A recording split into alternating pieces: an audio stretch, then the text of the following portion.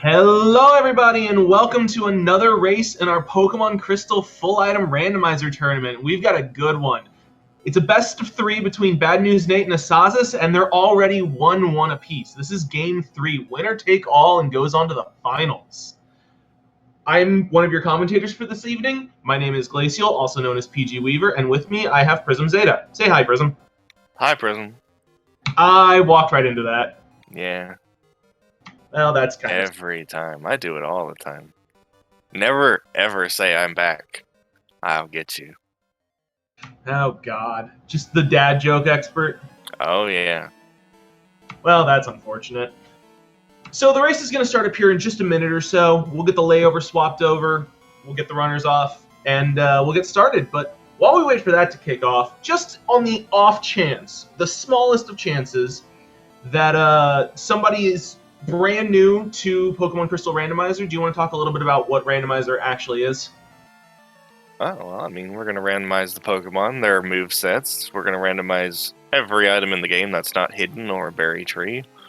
And we're going to find 16 badges, 3 Pokegear parts. We're going to make our way to Red and finish the game. That is the most succinct I've ever heard somebody sum that up, and I really need to steal that, because I always it's pretty good for forever. It was really good, actually, yeah.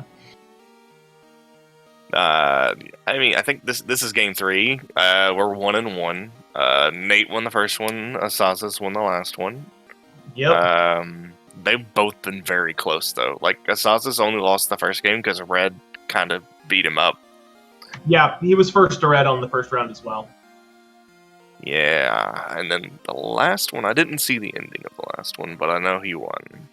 Yeah. On the last one, Red was a lot nicer. He led with a Clefable that had like Mega Kick and then like 3 moves that were not particularly dangerous. I think it was Skull Bash, Wing Attack, and Rage.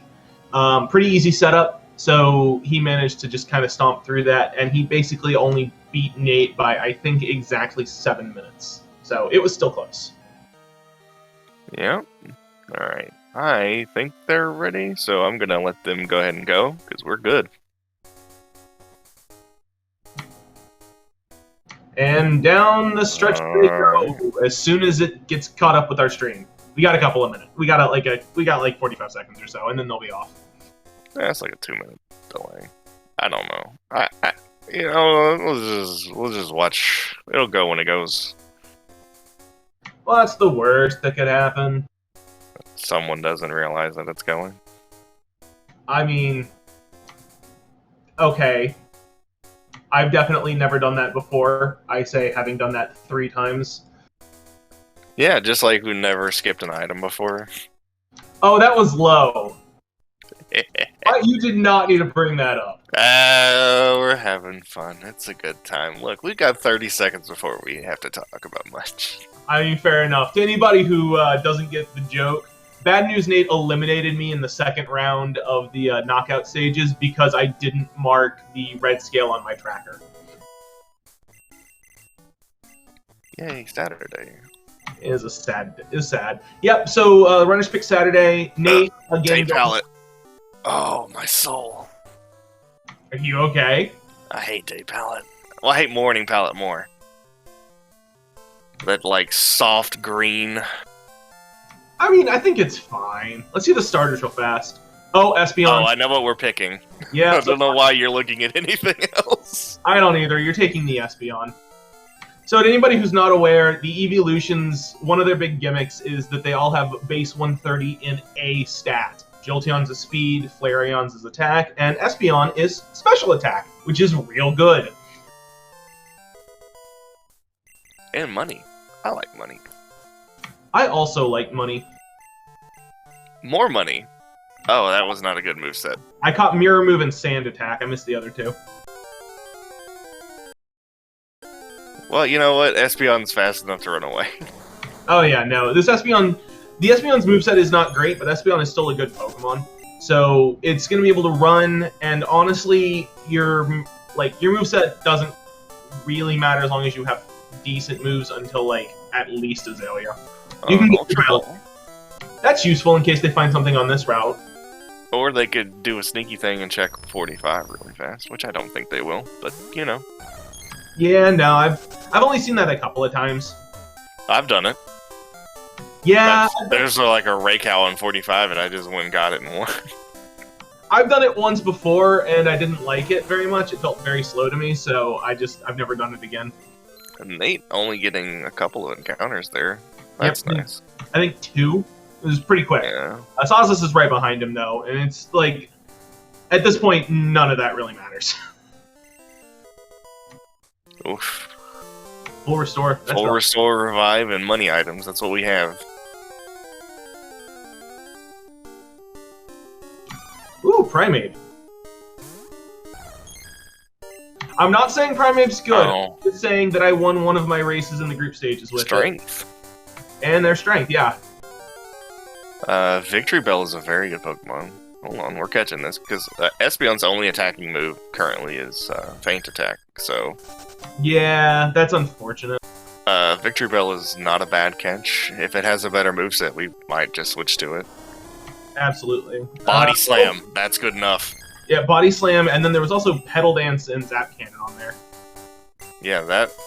so, Victory Bell, uniquely, it is a Stone Evolution tool, so it doesn't learn anything on level up.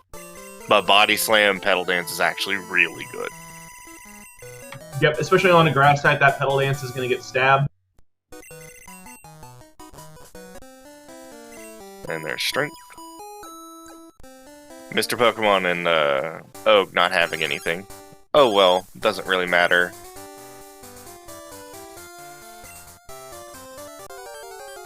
If we find TMs and they're special, we might switch back to the Espeon, just because, again, insane, but I think that Victory Bell's a good pickup.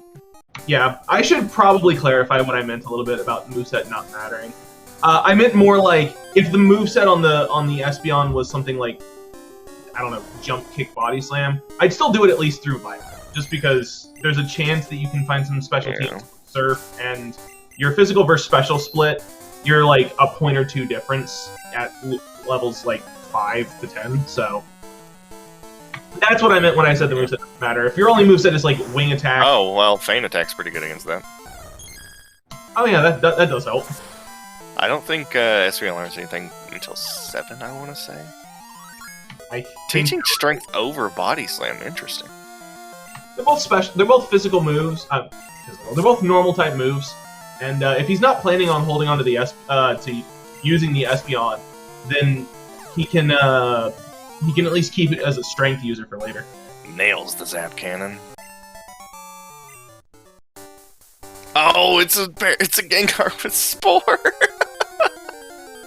That's just rude. That's fantastic. That's a dangerous Gengar. Yeah, thankfully it was only level 2, so it's not as dangerous as it could have been, but yikes. Just looking at the raw damage, Nate's Espeon has slightly higher special. Oh hey, it's Athena. Houndoom's a pretty good Pokemon to run. Runnable. It's very fragile, but it is runnable. Yeah, you can run it. It hurts, it just also gets hurt real easily in return. That, however, is not runnable. No, I would not try and run a Ladian. It's interesting that... Ooh, is that 4? No, 3. Maybe. It's interesting to me that Nate hasn't repelled. I think he's still looking for something. Yeah, he still only has the one attack Espeon. Yeah, he's still looking for. And Feint Attack's not the worst, but it is easy to block. There's a lot of things that resist dark randomly. That's fair. Hey, there's the mineral badge. So that is one of the 16 badges that we need, as mentioned. I like finding the mineral badge early, just because the mineral badge is one of those badges that doesn't actually unlock anything except 7 badges overall. So it could be literally anywhere. Yep. Psychic Houndoom, hello! Hello! Psychic Houndoom, and we're also got a Charizard on screen.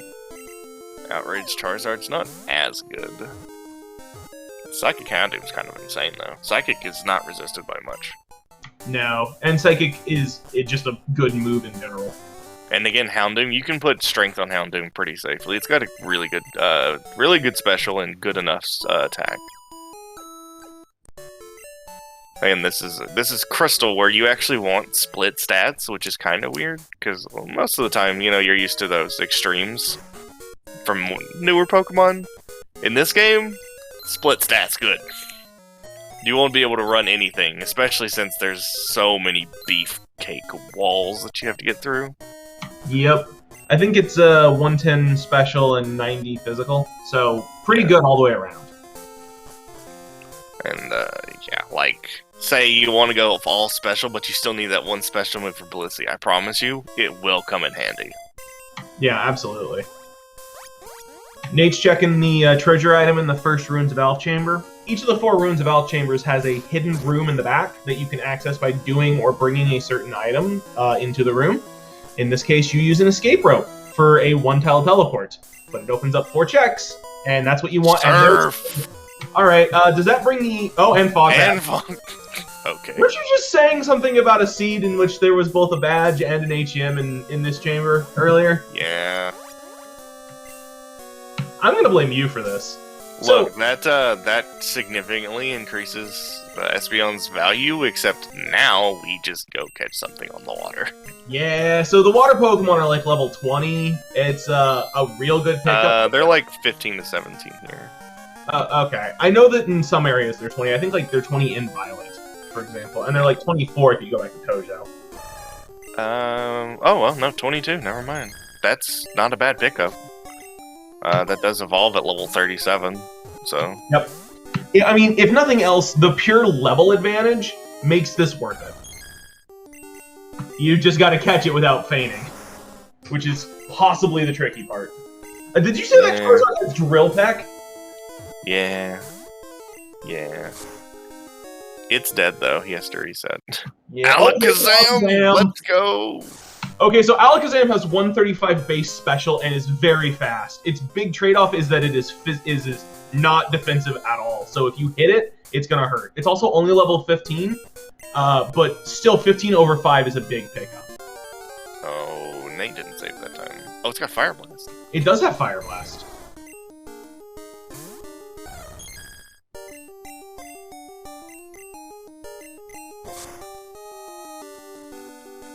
Meanwhile, Nate is looking at a Dragonair with Flame Wheel. Both of these runners are going to be trying to catch something. We have upped the catch rate of all Pokemon in this game to be equivalent to that of a Pidgey. So even at full health, they have a 1 in 3 chance of the balls working. So yeah.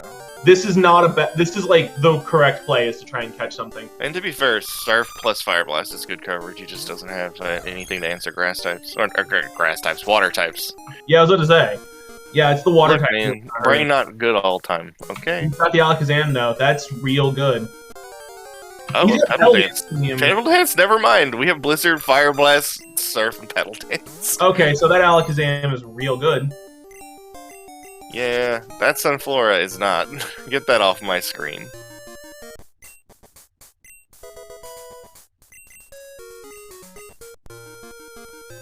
Yeah, Asazas is like, I'm happy with this Alakazam, let's go do Sprout Tower, and I do not blame him. I don't think Nate caught anything surfing, though. I mean, to be fair, the Espeon's fine. Yeah, the Espeon is fine. It just incentivizes him to do Azalea, whereas Asazas might skip Azalea. Yeah, I think if you don't find your breakout item before you get to Azalea, you do Azalea anyways. But Nate looks like he's going to commit to the Espeon, which, again, real good Pokemon. And Asazas is going to stick with the Alakazam, which is also a real good Pokemon. The only difference might be that Asazas one-shots everything in this tower, but Nate might not. Yep, and that's purely by level.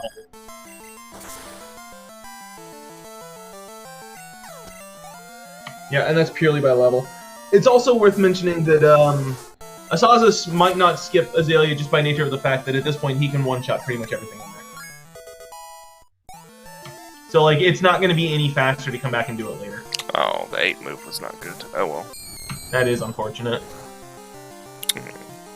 Petal Dance, yeah. So, in terms of... So, no main lasts for... Well, it's very rare that a main this early lasts forever, especially if the pass shows up early.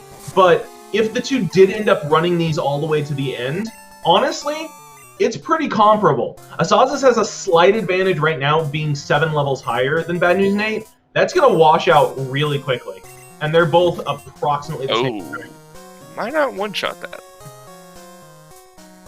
Okay, we do. Okay, but the Espeon definitely won't one-shot that. Snorlax is dangerous. Yeah. Like, if Nate can weather this city and Union Cave and continues just to stick with the Espeon... That's a Snorlax with Hyper Beam! That's rude, is what that is. He should be fine. Yeah, he's fine.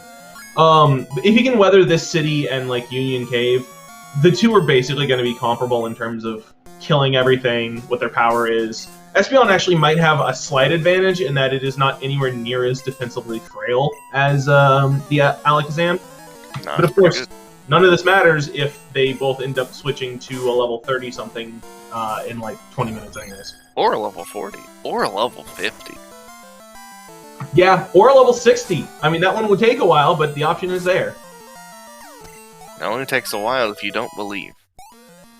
Fair enough. Hypnosis, that's not a bad pickup. No, he's teaching you over smoke screen. Also, what kind of rando? The Dragonite's the level 10? Ooh, if that's dangerous, Nate might have a problem. Yeah. Because the Elder has a slightly better AI, I think, and he switched it in on the Alakazam, which means it probably has something for Psychic types. No, he just fainted. He Executor. Required tower. Oh, I missed the item. What was it? Gear. Oh, yeah, that is good. Yeah, he switched in Dragonite second. Oh, it's just a Dragonite with Stomp. That's good enough. Oh, and it's got Skull Bash. Yeah, you sack that. I don't think we'll have any problems with Hitmonlee. We might have to use a potion. Depends on what he goes for here. He's Skull Bashing again, so yeah, you just knock it out. Yep, he's through the Dragonite. Took him a little bit longer, but Sneasel.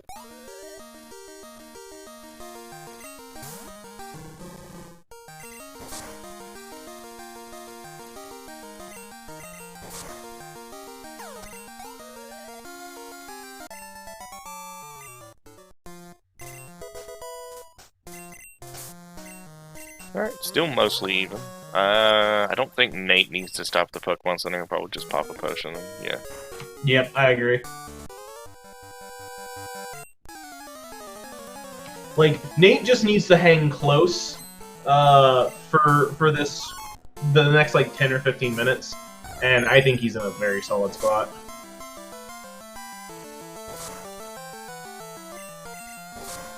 Oh, he might use Petal Dance against the Lapras, which leads into a Vileplume, which is not good for Petal Dancing.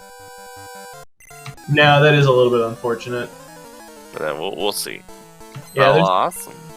There's really no way to know that. Unfortunately, like, Grass is just not a great attacking type this gen. It doesn't have any really good moves. Yeah, I mean, he'll probably do around half health on the Vileplume. Yep. The Alakazam tried to learn Pursuit, and Asazas thought about it, and then was like, you know what? I'm not going to.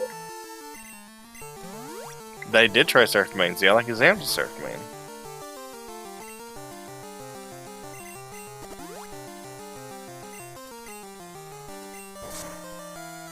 Yeah, but he tried to learn Pursuit and then was like, actually, I've got nothing to teach this over that I would be fine giving up, so we'll just move on. Alright, and I don't think he'll have any problems with Faulkner. Blossom into a Ghastly, just whatever. Yeah, I think he'll be fine. He's really hoping we get the Zephyr badge on the way. We can just check that guy, but you never do. Nope. Never lucky. I don't know. I think we should get rid of Fire Dance or Fire Blast or Blizzard, one of the two, just because there's a lot of overlap. Probably just get rid of Fire Blast. Yeah, probably. Yeah, Did well, Process check the second surf item? I missed him doing it. yeah, I they were assume he both. must have. Yeah, they were both worthless. The one's a super repel, the other one was. I don't remember off the top of my head. Oh, it was a TM46.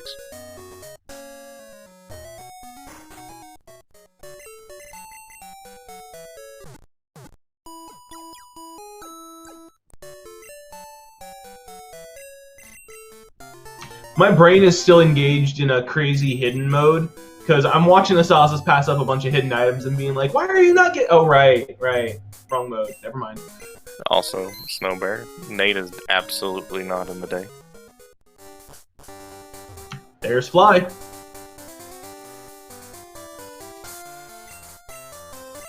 So that's a good place for both of these runners, to be honest, because both of them are going to find it pretty easily. The problem for Nate is that Nate has elected to go all the way back to check some of the surf checks in this area, and he's going to lose a little bit of time because he could have just flown to him if he had gotten the HMO2. But it's not a huge amount of time lost because he set up a save reset, it looks like. Yeah, it also looks like our tracker didn't update. Oh well.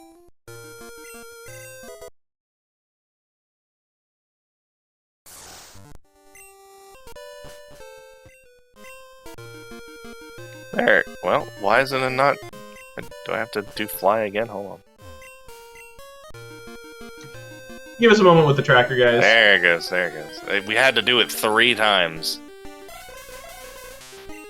There's the squirt bottle. There's a Hypno.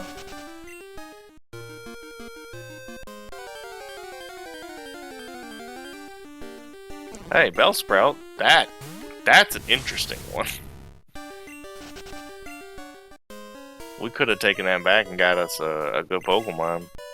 Oh yeah, that's right. You can trade. You can trade it. I always forget that the Bellspot for Onyx trade is one of those really weird ones that I just never think about. The squirt bottle was the first item on 35.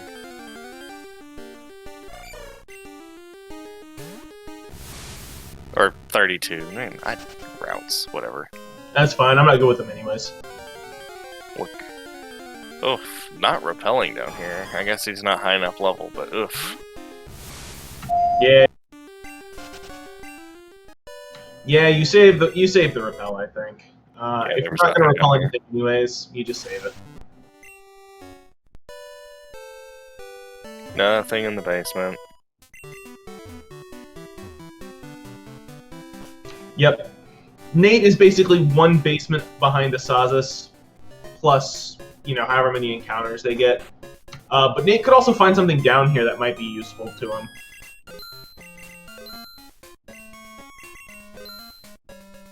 It absolutely can be stopped. He has put a bunch of TMs into the Espeon, though, so...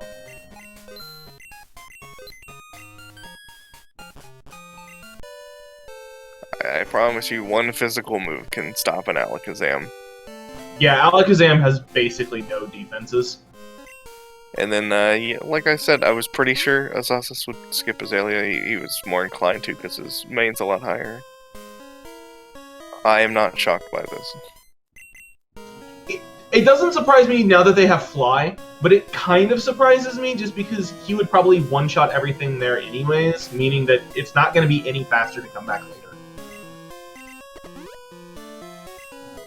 So Nate didn't repel down there because he did not have the levels to repel. Repel only blocks Pokemon that are lower than the lead Pokemon in your party. Everything down there was at least level 15, and Nate was only level 14. Anyway, cut and an expansion card in the forest. Dang, that's real good. And now, okay, we're escape roping. We were just coming up here to get items. That's fine. I can accept that. Yeah, that makes more sense to me.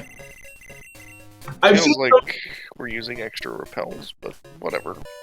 I've seen some people do that because I think the question that I always have when I watch people do that is, what item are you hoping to find that would make this area significantly better or faster? Or not do it at all? Like, what item would be there that would make you go, oh, I don't need to go back to Azalea right now? Because if there's not anything and you just want to see what the items are, then you're kind of just wasting the repels and a little bit of time.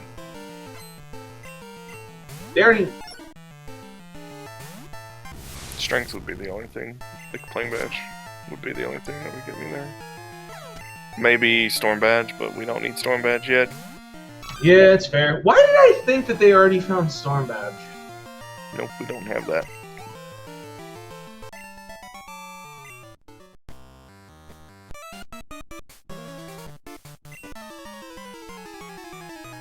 I would have quite a giggle if the Storm Badge was just on the Sweet Scent Girl, and he just missed it. Yeah, that would be kind of unfortunate. I think you're right. Storm Badge would be like the big one. On Black Glasses, if we find a bad cargo, you know what's going to happen.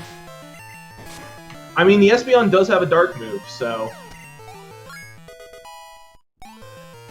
he's looking for his potions. He's realizing he's out. He's just gonna use a max potion. No, he has potions. Yeah, oh. He was just. I don't want to use the. Well, he didn't have normal potions. He only had the higher level potions. Yeah, no, that's what I meant. Couple times. And the runners are back on the exact same encounter. Agility, that's kind of worthless. Unfortunately. Why did you have 2 Kabutops? This didn't work the first time. Why are you expecting it to work the second? Sir, you need to leave. This is the rocket that went to Cinnabar Island and robbed the place. It's about the only thing that makes sense, I suppose.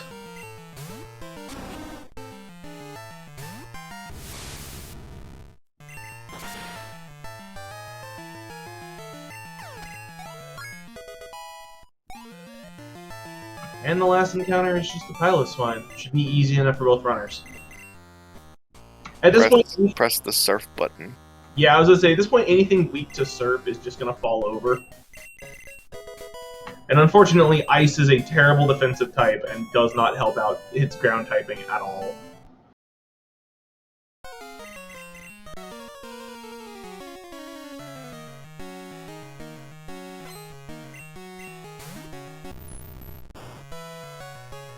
So, one thing to kind of be interesting, Datloss mentioned in chat that Alakazam is fully in-game evolved, so its EXP gain is slower. That's actually not how that works, I don't think. In addition to the fact we've also just straight up normalized all the EXP curves. So anything that is legendary is on the very slow curve, and everything else is on the slow curve. So these two should level up at approximately the same rate. It's one of the reasons why people advocate for not running legendaries if you can find something that is better. Just because by the end of the game, something that he learned Rock Smash a level up. Wait, what? He learned Rock Smash a level up. Oh my god, did he actually teach it? Yeah, why not? You ain't gotta buy the TM. We give him Rock Smash then, I suppose. It's kind of goofy. I think I clicked the wrong persons. No. Yeah, Nate doesn't have it. Yeah, no, I clicked the wrong person. That's my fault. The Espeon learned agility for some reason. I guess it thought it wasn't fast enough. It wants to be a Jolteon. Well, everyone wants to be Jolteon. Not everyone's cool enough to be yellow, though. I don't know. I think honestly that that Vaporeon and Espeon... those are pseudo-legendaries, by definition, Wingshot. Yeah, those are pseudos, so normally they would be on the very slow as well, but they're in the slow with the change. It's just actual legendaries. Ho-Oh, Lugia, Celebi, Mew, Mewtwo, etc. Of which in this generation, yeah, where there's not that many. Just the legendary dogs, legendary birds. And then Box arts. Yeah, and, mythicals. Mew and Mewtwo. And Celebi. Yep.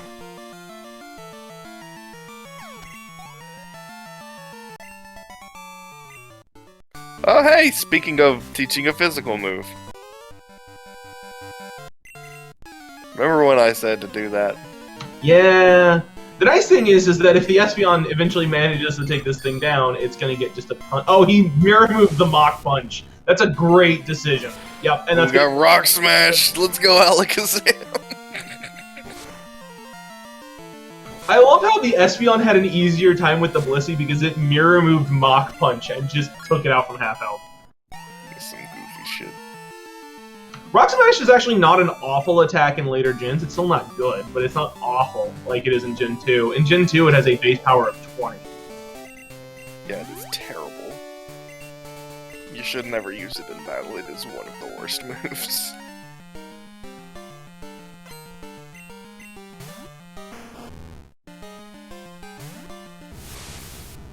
Yep, so as they make it through, as they finish up here and head up to Goldenrod, Asazas is probably going to...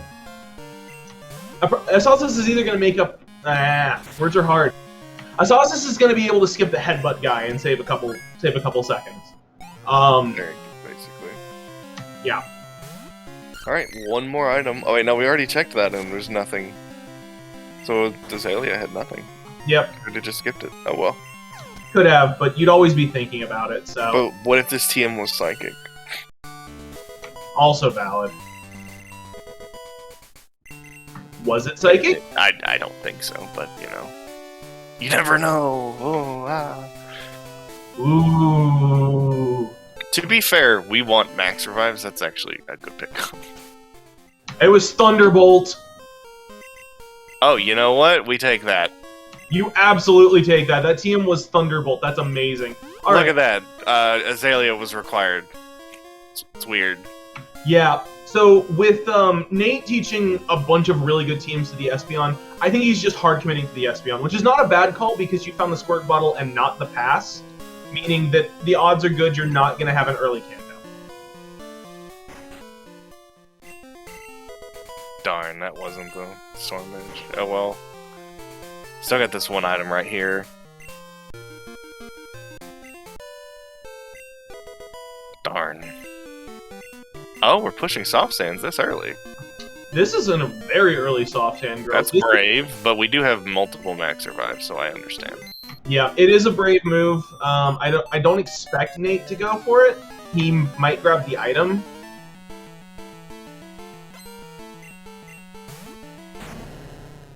Yeah, he's not going to go for it this early. Did the Alakazam get the Thunderbolt team as well? I don't think he's checked his TM yet, has he?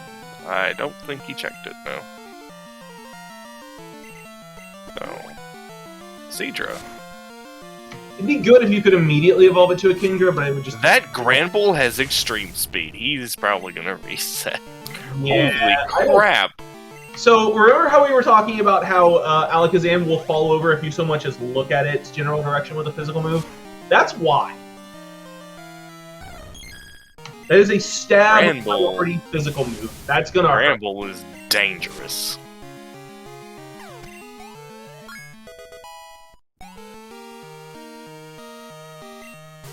Yeah, so Asazas really wants to see something really good here, because if there's something good here, Nate's not gonna find it for a while. Crystal Defense, teed him in the Mart. Yeah, that could be Psychic. That can only be three things. Crunch, Shadow Psychic, Ball. and Shadow Ball. Shadow Ball is the one move that they didn't want it to be. Oh well. I got real excited there for a minute. Crunch, Psychic, and Shadow Ball are all really good And moves. there's the Snorlax again. We already know that thing's super dangerous. Yeah, But we're going to use our max full heal by letting the Alakazam die. Yeah, it might have forgotten Hyper Beam.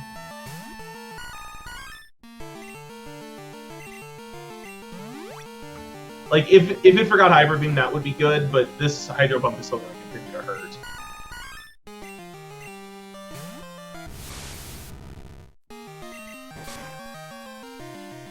Meanwhile, Nothing in Nate's the like, basement. yeah, meanwhile, Nate's like, you know what? I'm just gonna keep going if that's fine with you, and has already taken care of some shopping, done the Mart stuff, and is now going to be save checking the bike shop guy.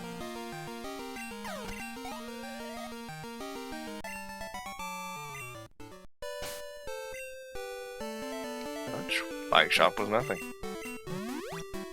These soft sand girls have not been nice. Yeah, I was about to say he might save again just in case. Oh, I absolutely would.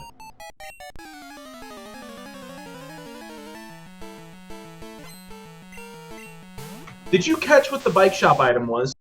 I think he reset it. He reset it, so nothing. Yeah, it wasn't very good. Feint attack Electabuzz. That's just painful. Yeah, that kills him. Yep. Alright, well this is not a good time for the Alakazam. No. Unironically, Espeon would have an easier time just because it's slightly bulkier. Yep.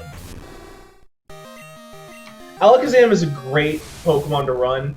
Espeon is probably a little bit better because its defense, it can actually take a couple hits. It's not as fast and has 5 base points less, which is almost nothing. But it can take hits a lot better than the Alakazam can. I think Alakazam has a base 40 defense. It's real bad. Alright, Nate electing to fight this poor trainer Pokemon. And we're through the soft sands, but that cost him so much time and resources, I don't think it was worth it. I agree.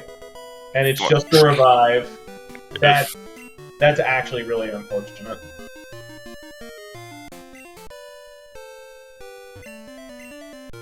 He got some good experience out of it, at least. So, if nothing else, he has that going for him, but that's not much. And now he's a couple minutes behind Nate.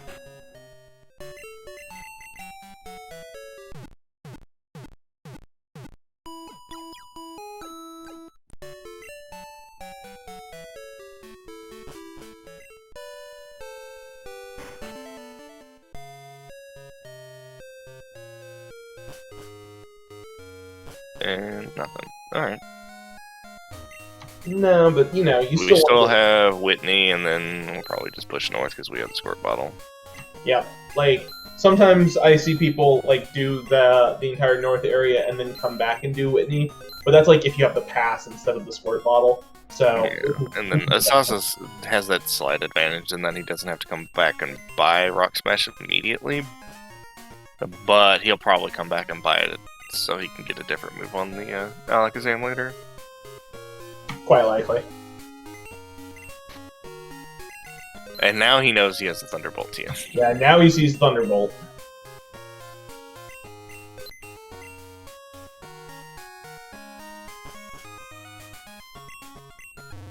Which I'm pretty sure you put Thunderbolt over Fire Blast. Oh yeah, absolutely. Ice Electric is almost perfect coverage in this gen. The only thing it can't hit is the Magneton. Yeah. Yep.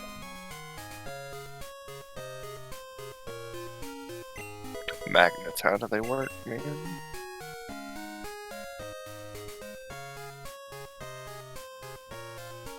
Alright, Whitney.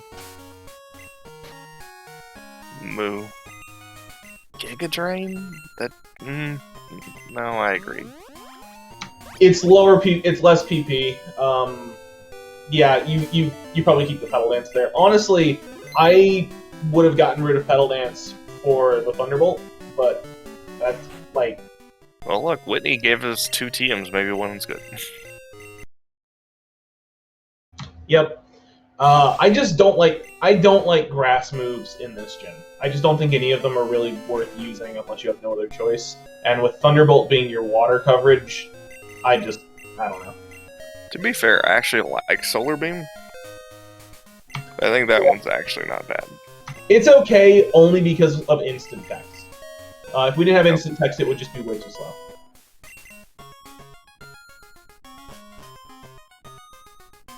Mega Horn. Mega Horn TM. So that's not useful to either of the runners right now, but if the level 50 or 60 turns out to be, I don't know, a Heracross with high jump kick. Interesting. Anyway, nothing in Goldenrod was progression. So hopefully something in National Park is. Otherwise, we're looking at North Johto. Very worried.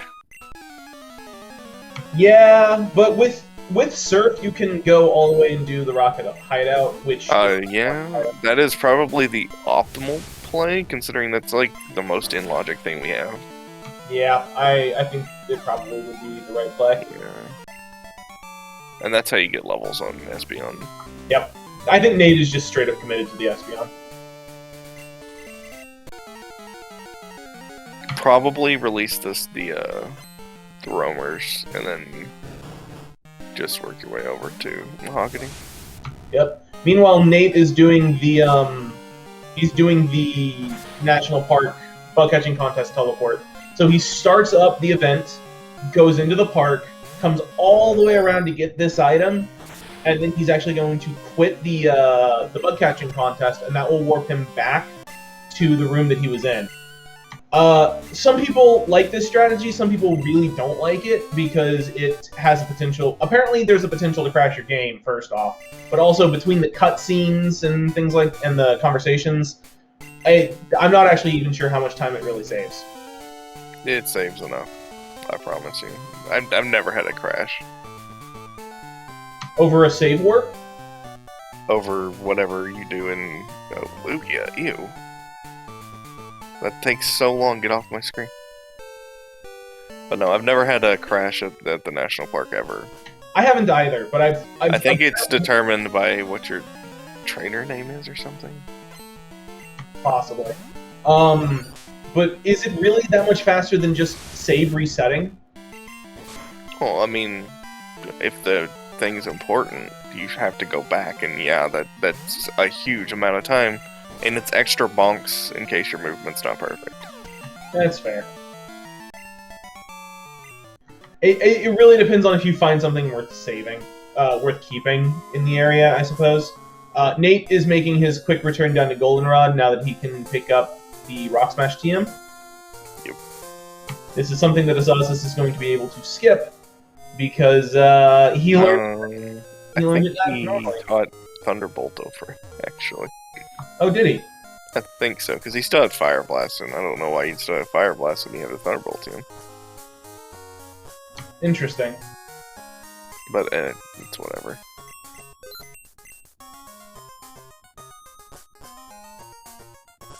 Yep, Nate's got his. He's on his way back over to Tsunoda now. And we will see where he chooses to go from there. He does have two options. The annoying part is we don't have cut for this little tree. Well, we don't have the hive badge. Yeah. So he has two options. He can either go left and up into North Johto, or he can go right and head to Dark Cave and do that navigation blind, which is not terribly difficult.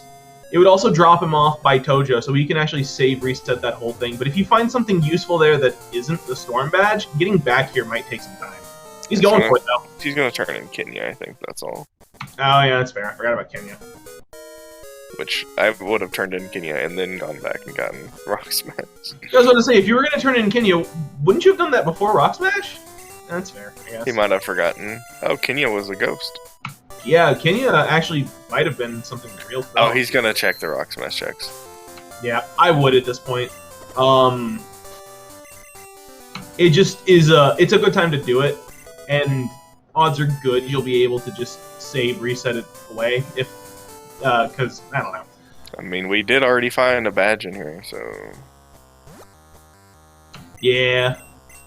The other thing is that I've seen some people find something that's, like, marginally useful in this area, and then save it away anyways, and just remember it's there. Like, if you find, like, the lost item or something, like, you can come back for that later. You.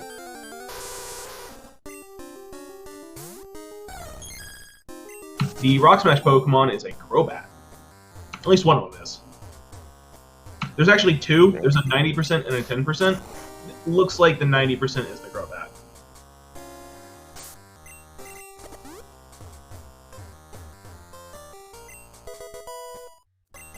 Nuggy.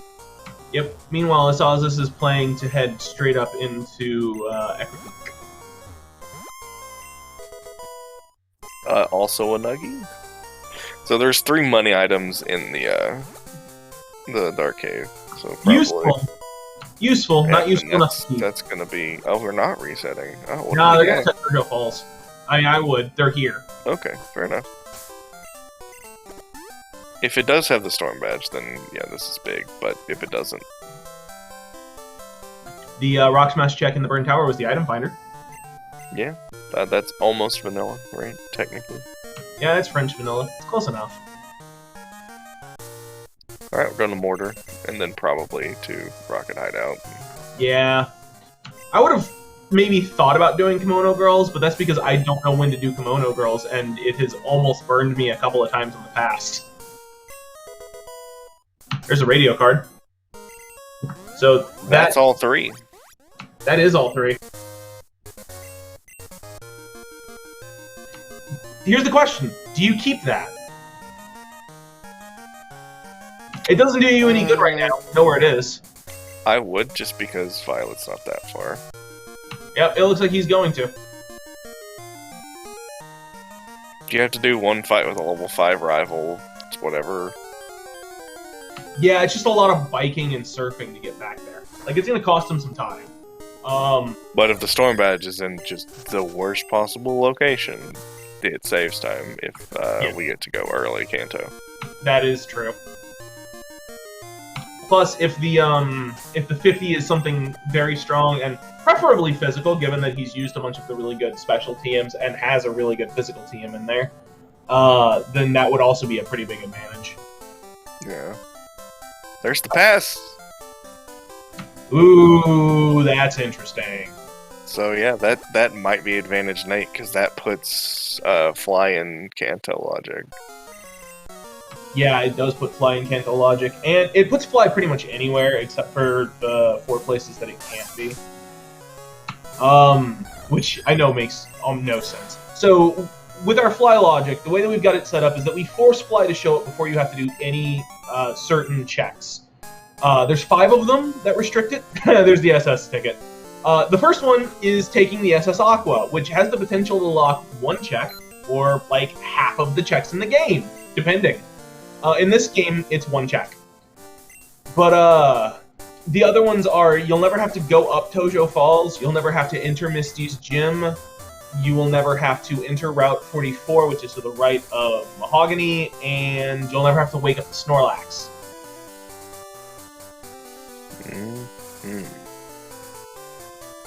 Alright, well, what's our shiny gonna be, folks? Is it green? Oh, it's green. It is green. I like pink Crobat, but green Zubat is just ugh. Honestly, I don't understand the hate for all the green checks. He's to be fair, the green is there's a reason for it.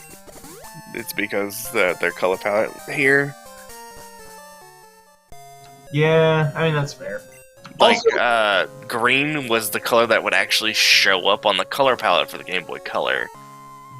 They wanted to use different ones, but green just shows up. That's fair. I mean, also, up until recently, most shinies were just generated via an algorithm, so a lot of, like, the reason that Garchomp shiny is so bad is because it was generated via algorithm, and nobody bothered to do anything with it. Like, if it was actually like black Garchomp, it'd look better, but it's just slightly off blue.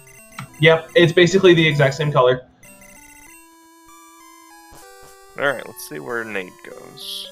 If he goes and actually does the rival fight, because Asazas didn't do the rival fight. Nope, he just got the Rock Smash item, which was the item finder. And to be fair, the Soul Badge was on the shiny, so... Yeah, no, it wasn't. It was not. It's not a bad choice.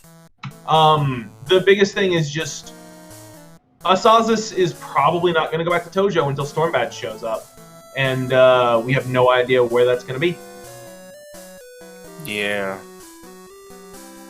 That, or if he gets Flash, maybe like Flash and Zephyr. Yeah, like. He can also do what Nate did and just choose to do Dark Cave blind. Dark Cave is not hard to do without Flash. Like it's one of the easier caves. No, it's not. It's not Whirl Islands. Yeah, it's not Whirl Islands. It's not Mount Silver. Like it's real easy. So a lot of people will just like to do it. Like at this level, he knows how to do it. He just might not want to. I get lost in Whirl Islands. Especially on that left side of the second floor. Oof. Yeah, it's fair. About the only one that I can't do at this point is Mount Silver. I've never bothered to learn it because Flash is always guaranteed to show up somewhere. And I, like, 99 times out of 100 I find before I get in there. So I've never really had a need to learn it.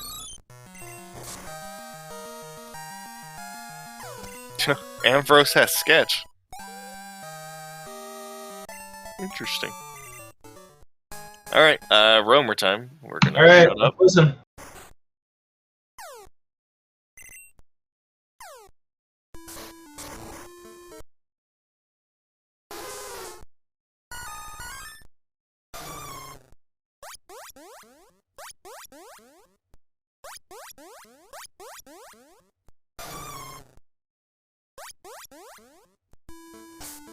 Yeah, Lapras and Delibird I got. I'm not 100% sure on the... Is it Victory Bell? So I am the first to admit that I know basically one Pokemon cry. So I don't really know any of those. For a hot second, I thought that the second one might have been Mew. But He's trying for the Lapras. Or the Victory Bell, I guess. I don't remember if he saved, so this might be just a one-shot. Yeah.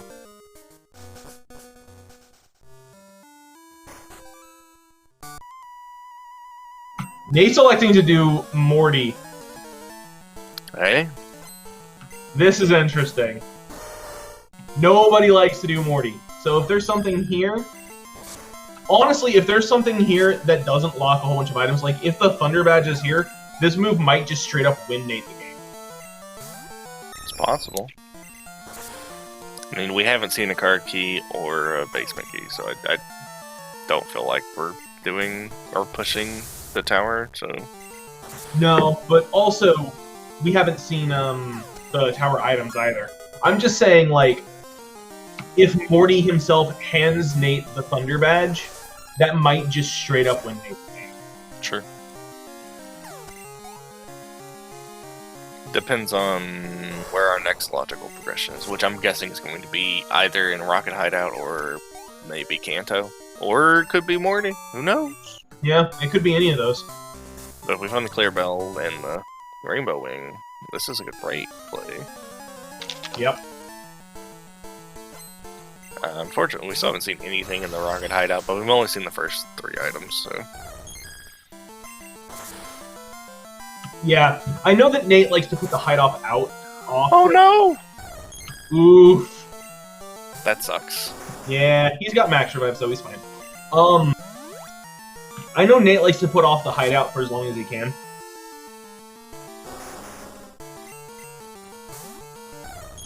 So a hideout with nothing in it actually might benefit him if he sees the pass and goes, I'm going to go get my level 50 and then figure out what to do from there. Yeah. If we find Hive Badge, that play gets a lot better too. So then we could actually escape from the cut lock area and go to Victory Road. That's like another 10 items. Yeah. But even just having the level 50 when you're sitting on a level 27 is a big thing. The only thing is that the Storm Badge cannot be in those West Kanto checks. Nope. Can't be from climbing Tojo or waking the Snorlax, so it just can't be in that area. Oh no. He's fine. What was that item? I'm sorry. Well, an item ball finally disappeared on Asazas' side. I don't think it was anything important. Chat, did you see it?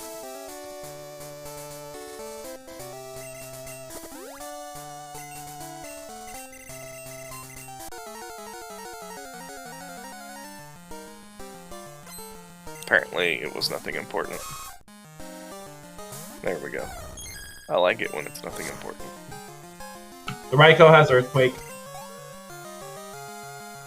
That would be dangerous if it was Entei, but it's a Raikou.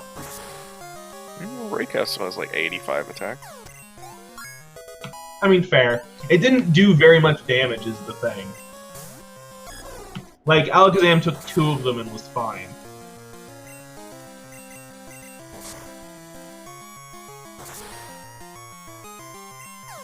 Celebi on both screens.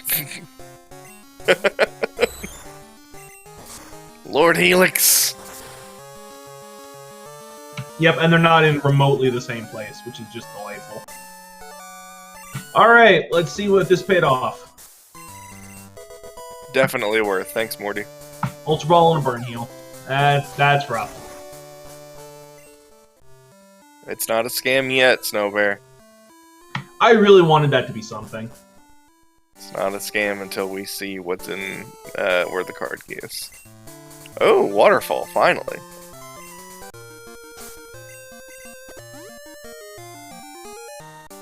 Yep, Nate's gonna find his pass here in just a minute.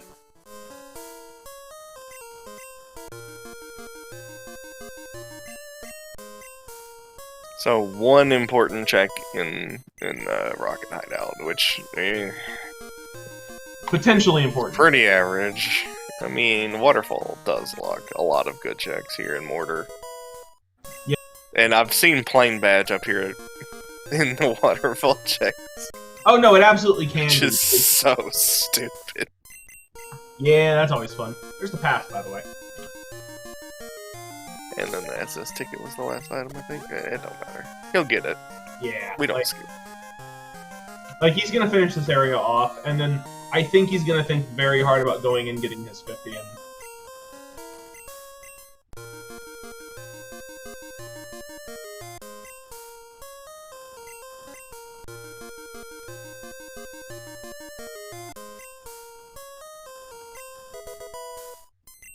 There's the ticket.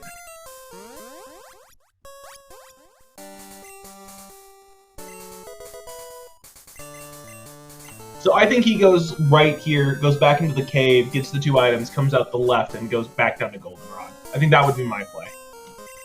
We'll find out. Maybe the one thing I would have done is headed over into Mahogany and got the fly point.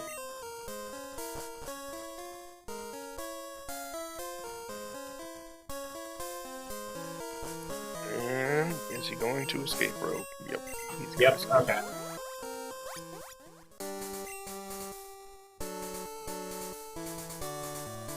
Pincers are good.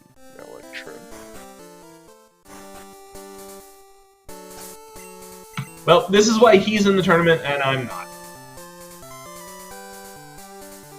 He'll get his soul badge. So with having both the boat ticket and the pass, you take the pass. It's significantly faster. Then you take the boat back, so you can go to Olivine without having to go through all those trainers. There's like 1 trainer. Yeah, all those trainers. All those 1 trainers with the 1... And you don't want to talk to the rival. Come on. The guy's a jerk. I mean, I guess.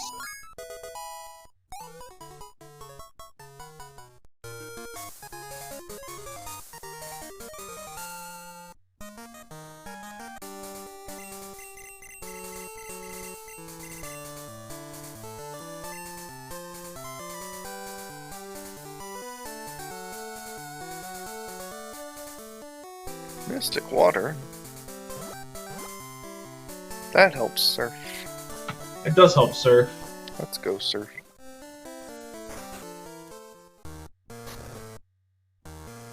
So it looks like Nate is electing to do the hideout, which makes sense. He's here, there's no fly yet, there's a bunch of checks in here. Like, this is not a bad play. It's also 1 free heal, so which is not the worst. Yep. Asazas is up the entire length of the hideout, which is not a quick area, but Nate is up the radio card. Yeah, the radio card's much bigger. Yep, I agree. Ooh, crunch. Mischievous known for only having 1 good stat, which is special defense. Yeah, I wish Mischievous was better. Miss Magius is pretty good though, so.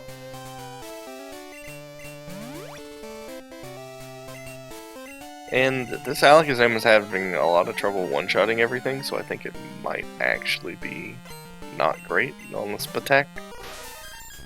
Yeah, I've been noticing that. It has been struggling a little bit. Which is unfortunate.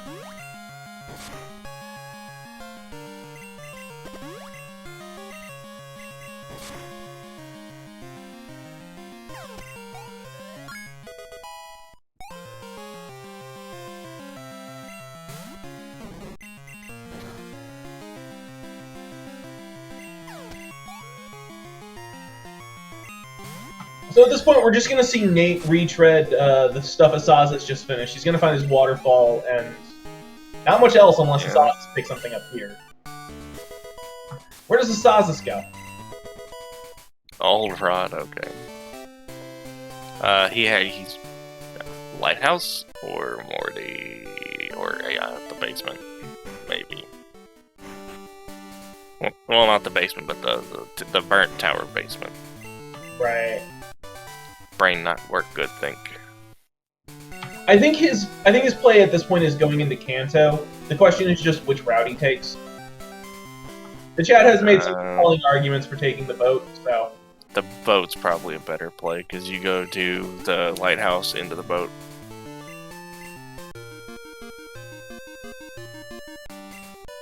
You also get the chance to just go buy super repels, which I love super repels, so. That's valid.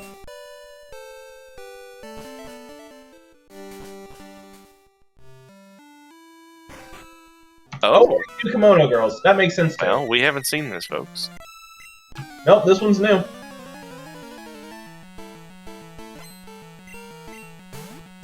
Time for the everybody was kung fu fighting portion of today's race, in which we do nothing but fights for the next 5 minutes. If you take 5 minutes to do kimono girls, I feel bad for you. Alright, not 5 minutes. Like, 2 minutes. Whatever. I don't even think it's 2 minutes. It feels like maybe a minute and a half. It's not that bad. Look, work with me here, okay? I am working with you. That's why I'm in the same room.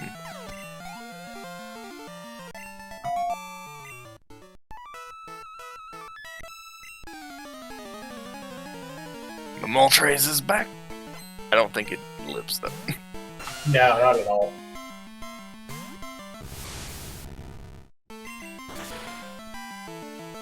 Five Mewtwo's actually would not take that long with a 15 level advantage.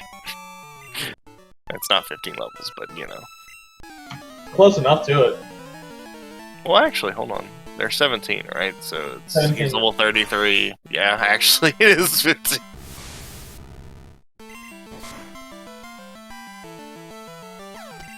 Yeah, no, it was 16, so I'm like, 16 is close enough to 15. Look. Okay. Alright.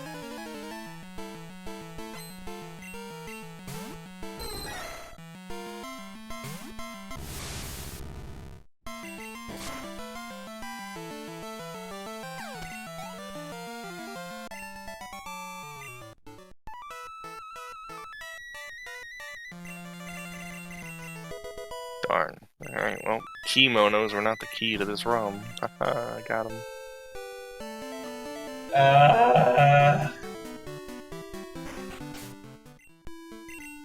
Alright, it looks like Asazas is going to go ahead and do the roamers in the basement.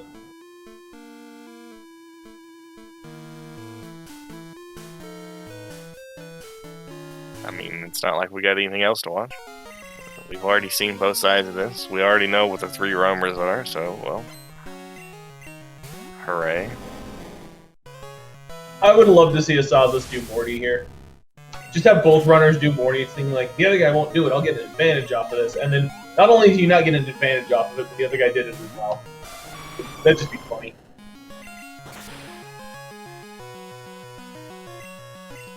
God, I hate Lugia. It's so thick!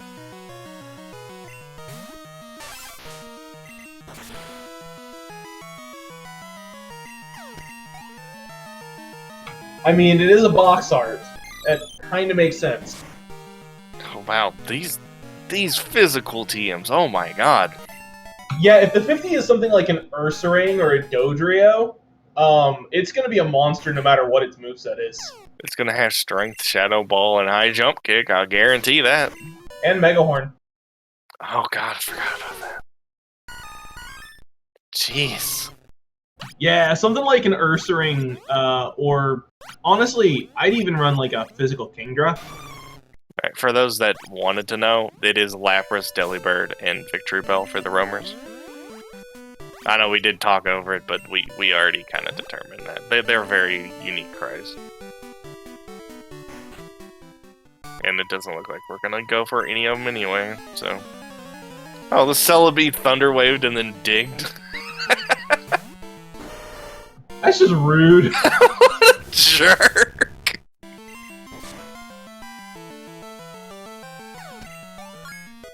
Dodrio has good base attack. What do you... Dark Red, you stop trolling. Dodrio has 110 base attack and 100 speed. Dodrio is a good runnable Pokemon.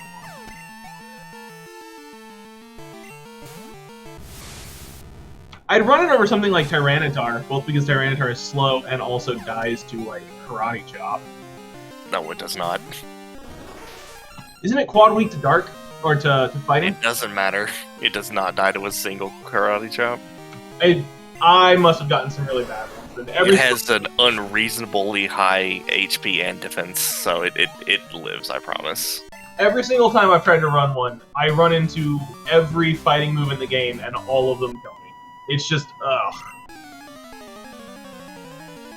Yeah, no. Tyranitar is super bulky, so if you're dying, you're doing something wrong.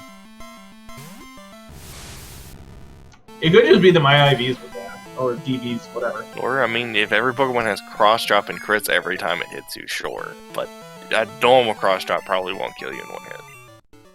Cross chop, jump kick, high jump kick. You can karate chop a couple of times. Like, all of them have killed me. It's real painful. Stop dying.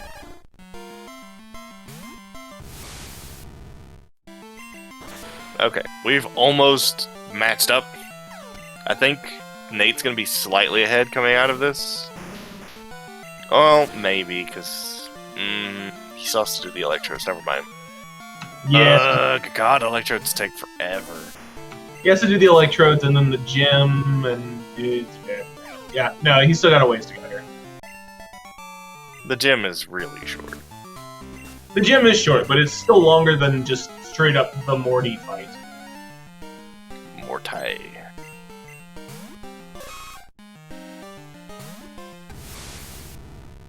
I'm so used to runners not doing Morty that seeing both of the runners do it basically by the 1 hour mark is just delightful to me.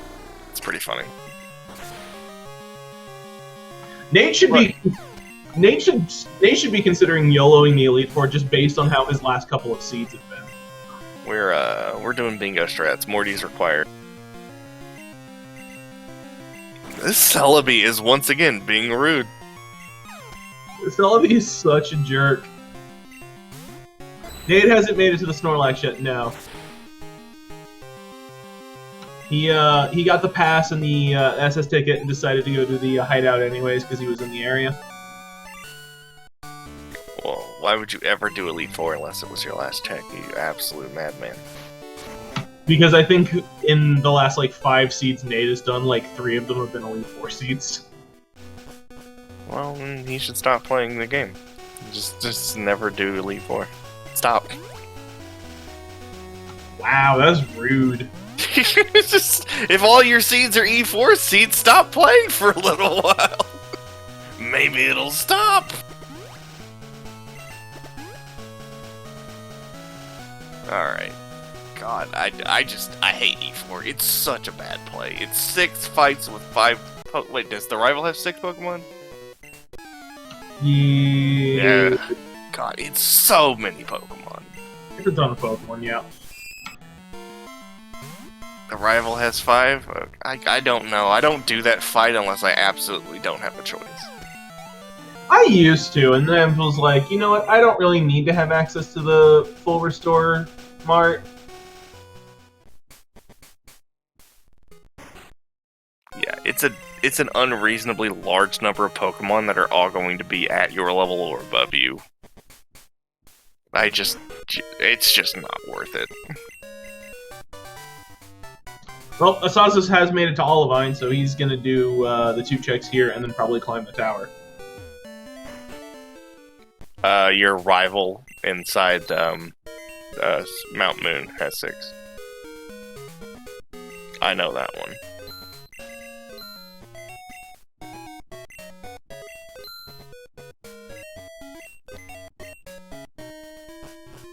Did Asazas actually buy those super repels? No. I didn't hear the little chime that said he bought it. I think he might have not had enough money. He bought hyper potions. Yeah, he bought hyper potions, and then I think he tried to buy 31 super repels, and I think he was actually short on money. He didn't buy them. That would suck.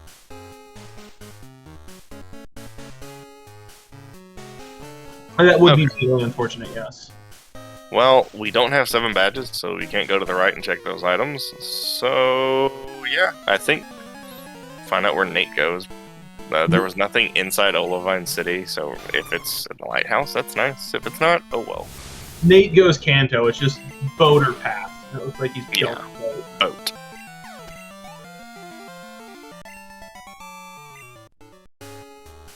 So I imagine Nate's just going to do the exact same thing that we're already doing on the right side. Yep.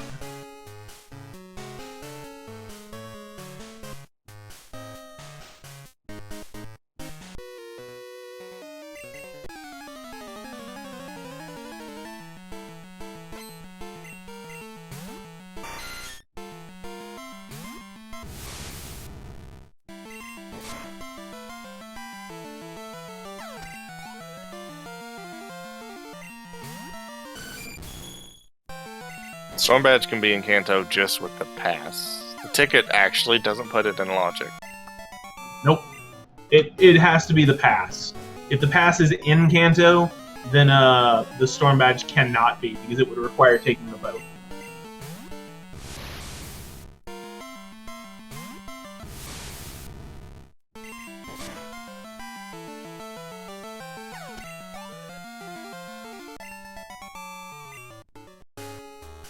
I mean, Storm badge physically cannot be on the boat. It is the one. That's recommended. It is the one place that it cannot be at this point by that logic check. Silverwing, which wasn't the Silverwing in the lighthouse last race these two did as well? I do not know. Another max revive. That's good. The Alakazam keeps dying, so might as well keep those on hand. No, it was in Union Cave. I remember now. Still, that Silverwing means Earth badge. There's the potential for a level 60 later. I think everyone else can bully Snow Bear. We're fine here. Earth badge, meaning this is all required. So that's nice that we're both players are coming up here. And I mean, like, basically, we've literally done the exact same thing, except one person's done Kimono Girls, got nothing. The other person got the radio card from Tojo Pulse, which, again, we're gonna do that later. It's a pretty easy check. He's definitely gonna get it. It's just the question of when is he gonna get it. The radio card cannot lock the storm badge, so he doesn't have to worry about that. So he's probably gonna go back there once he has fly. It's just however long it takes for fly to show up. Yeah.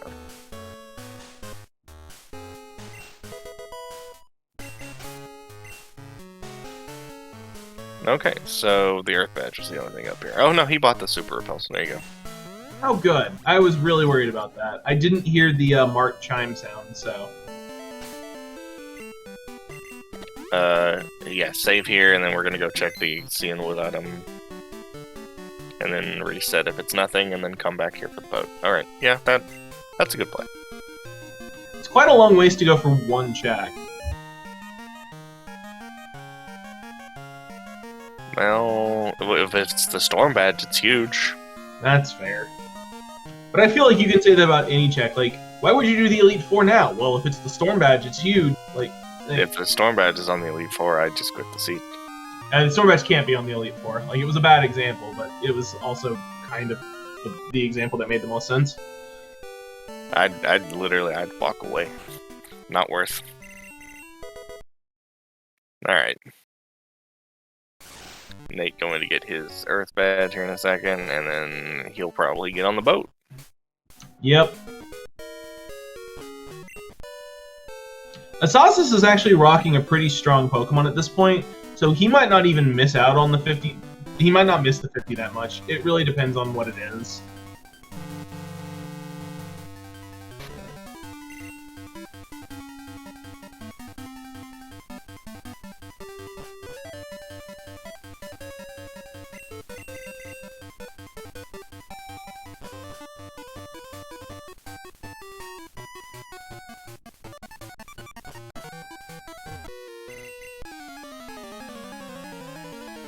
Darn. Anyway, you missed me humming the song.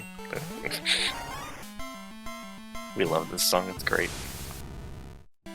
It is pretty good. Oh, Weeping Bell has Ice Beam. I want that. Yeah, but then you'd have to run a Weeping Bell. Yeah, and you just evolve it. Victory Bell's good. I guess. So, can anything important be on boat? Yes. Yes! Pretty much anything except for the Storm Badge can be on the boat. So, this boat can definitely be important. It really just depends on what's there. It can't be Fly, it can't be Storm Badge, but it can be anything else. Oh! Nate deposited his Pokemon so he can just die to the first Pokemon here. Yep. The one trainer you have to do on the boat encounter is one of the only trainers in the game that you don't have to win in order to progress. That'll give him an extra, like, 10 seconds on asazas. Depending, I guess. Well, we know the Weeping Bell has Ice Beam, so it will kill the Charizard. Yeah. But it was just an elixir. Good item to have, not necessary.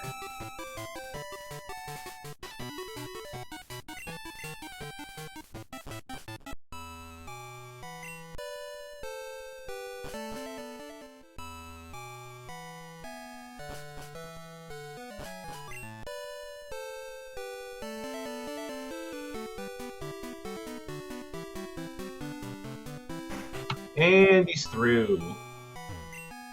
He did it. Yay! Meanwhile, Asaz talking to the guy who's way too into rap. Wall of text for a Pokeball, dude. Get out of here with that crap. Oh, immediately going for Surge. Interesting. This is an interesting play. That's brave. It's definitely brave. It's also not going to be very easy.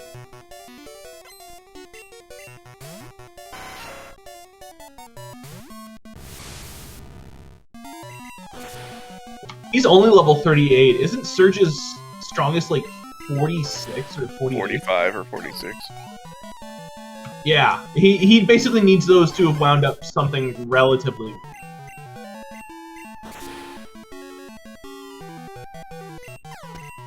Meanwhile, Nate is just probably going to grab the Snorlax. Let's see what it is. He's going to go pick up his Espeon first. Oh yeah, that's fair. I forgot that he didn't do that already. That's my bad.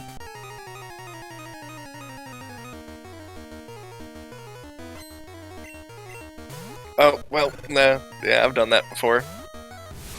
Super easy. You accidentally hit cancel because the game's bad sometimes. Ow! That Quilava hurts. Well, it was a crit, but ow! Alright, let's see what we got.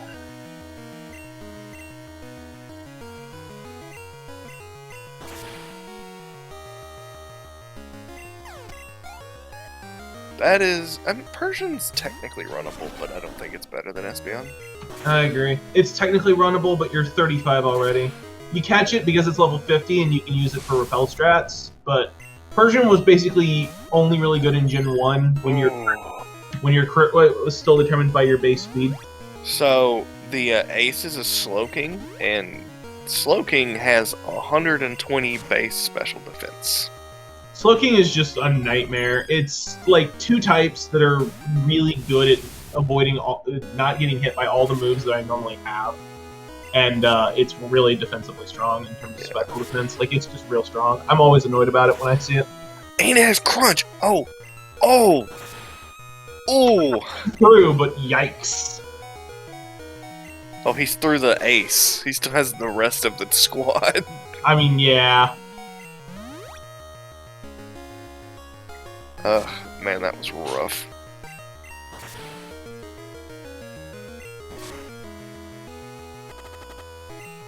Nate looks like he's going to be checking the two items over here. He can't get out yet because he doesn't have the Hive Badge, but if the Hive Badge is here... Which I've seen. I have too. It's so annoying. Antidote, escape rope. He's going to save his Mewtwo. That was a nice crit. That crit will help. That Swift will hurt. But it looks like he's okay. Oh, we're just gonna skip over here to this. Yeah, that's nice. I like it. Surge absolutely required. Max potion. Let's go. You've already got a save.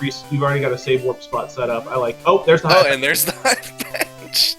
Okay, well, that's big because both of you can get the 2 items that are on this route now, and you can just go straight back to West Kanto and pick up like 10 more items. I do believe that qualifies for. Oh, that's a drill peck TM2, dude. What the heck? Good lord! I want this. Where's my physical main? I know, right?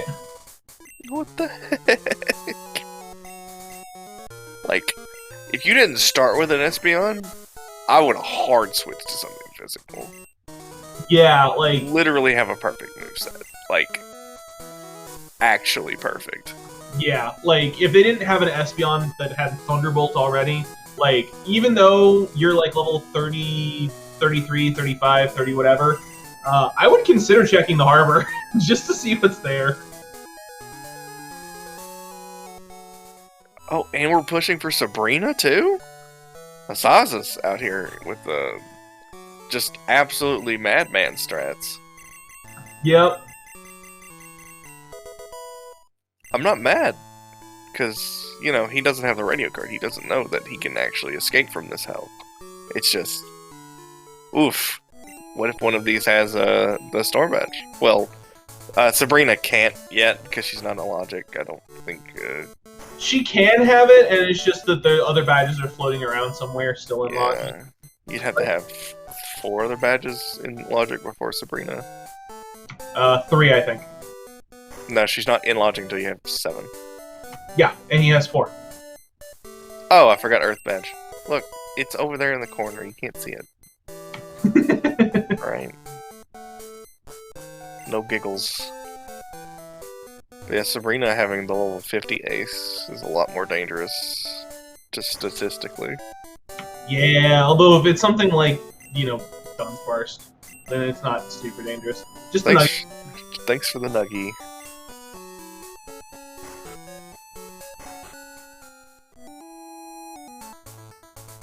And Dojo had nothing, so you could mount the Mountie skip. Or we're just calling it Dojo skip. We're really gonna do that, huh? We're just gonna be that toxic to that guy. Woo! We're toxic to everyone. Every time someone accidentally skips something, it's funny. We joke about it. It sucks at the point in time for the person, but it is still kind of funny. Alright, so we have cut. We can go do Janine and get that check, and we can do Erica. Yep. And all of them are in logic for fly. And Azazas is not going to do that because he doesn't have the Storm Badge, so with no radio card and no Storm Badge, he can't get over to Lavender Town and come back without fighting extra trainers. Yep. So, I mean, technically, what else do we have in logic? We have Nuggy Hedge Mazes in logic. Power Plant is half in logic. We don't have the machine part. Nope. And it can't give you fly anyways, because it requires entering Misty's gym to get the 1 item off that. Okay.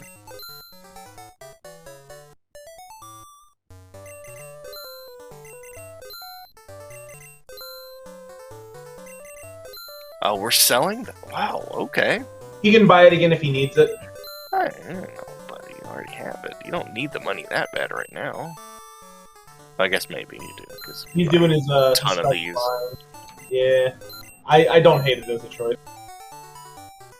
Alright, so probably does Janine before Erica, just because Janine's a lot easier. Yeah. I mean, it also Asazas also didn't save at the top of the hill, so he's saving before Janine. Yep, he's walking back. Yep. Just in and of Sunkern, it's so terrifying.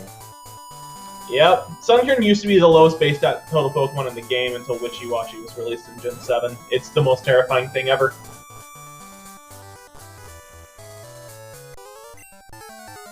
That's gonna live. Yeah. Articuno, much like Slowking, has an unreasonably high special defense. We do have Hive Badge. But only one player has it.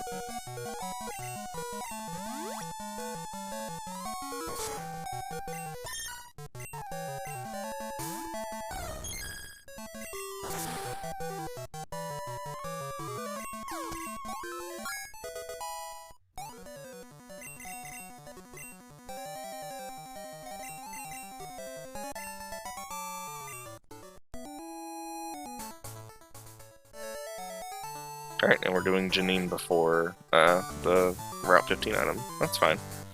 Yep, I agree with that. It actually really doesn't matter. Did you catch if he saved at the top of the hill? I think I heard him save. I was not paying attention. I was looking at the Janine fight. Which, Janine gave nothing. And then I think asazas... He reset away the experience. Yeah, which is an interesting choice. Maybe he wants his PP, I guess. I don't know. He might have thought that he saved at the top and then forgot he saved after the Janine fight. So now he has to fight this guy and then slowly climb back up, which is so irritating. I don't know why they do this.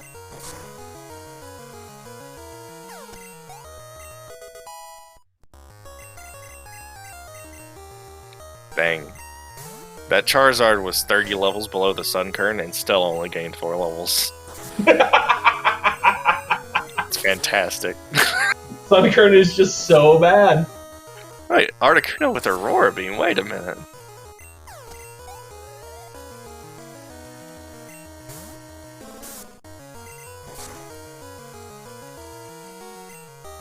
Oh, Gloom with Spore. That's a funny mirror move. I mean, it works. Mirror move has actually paid off for him a couple of times now.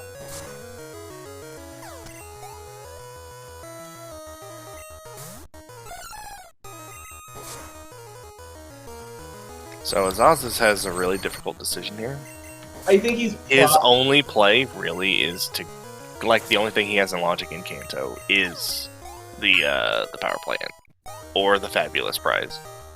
Honestly, I think that he's probably going to go ahead and just bite the bullet and go do the fisherman and get the Hive Badge. I mean, that's what the thing is that the Hive Badge being there disincentivizes you from going there because you want the Hive Badge before going there. Yeah, I mean, I tend to roll that check into also doing Rock Tunnel. So. And then we get the Route 15 item here, which if this is Storm Badge, that's really good. Yeah. Because the only way Azazas is coming back down here is if he finds the radio card and does Blame. And then comes back up. At least for a while, yeah. If he gets to the part where he's got nothing but like awful checks left, he might just come back down here real fast. Okay. Nope, question. Darn. Oh well. So both players have to do the Walk of Shame, which, hey, whatever. Nate needed the experience.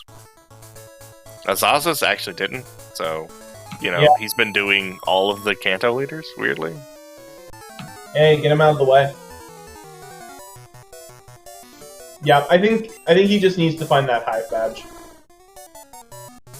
And, Azazas is banking that he won't find the Storm Badge, so he's fighting this first biker. Definitely a smart play. Because if you don't, you have to go back over there, fight him, and then leave the route all the way back into Lavender, and then go back. So it's just a lot of movement. Fighting the biker... Is Poison Citadel on the card? I forgot to roll one up before we started getting it.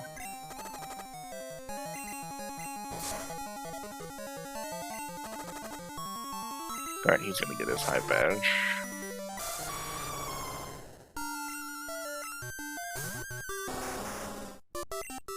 Interesting. Alright, well, that's useful for him.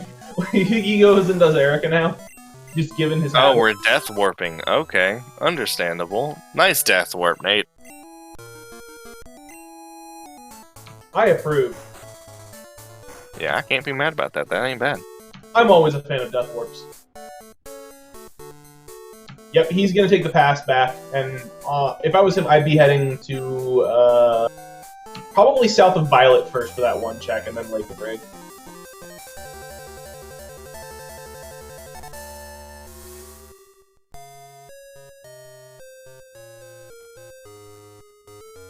Yep, we have, what, one check on Route 32 that's cut, locked, and then with 3 in Lake of Rage. Oh, we're doing soft sand girls first. Yeah, he's doing soft sand girls. Okay, we already know this is nothing, and Azazas accidentally didn't check these down here, so he's gonna go back. He'll probably reset after he finds these being nothing. I mean, the max revive isn't nothing.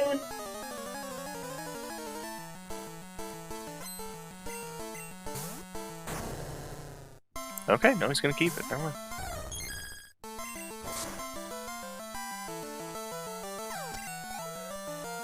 Max revive is one of those items that you kind of want to hang on to if you can. And the run back from here is not particularly long. No, and the movement's very easy, so it's whatever. Yep. Did Nate do Dark Tunnel? Rock Tunnel Dark? No, he did not. I didn't think he did. So there might be something here. He went out there next to the Snorlax, so he didn't have to. Yeah. So if there's something here, that means that the Zephyr Badge logic gets really interesting suddenly. Well, yeah, because we already had one Flashlock badge.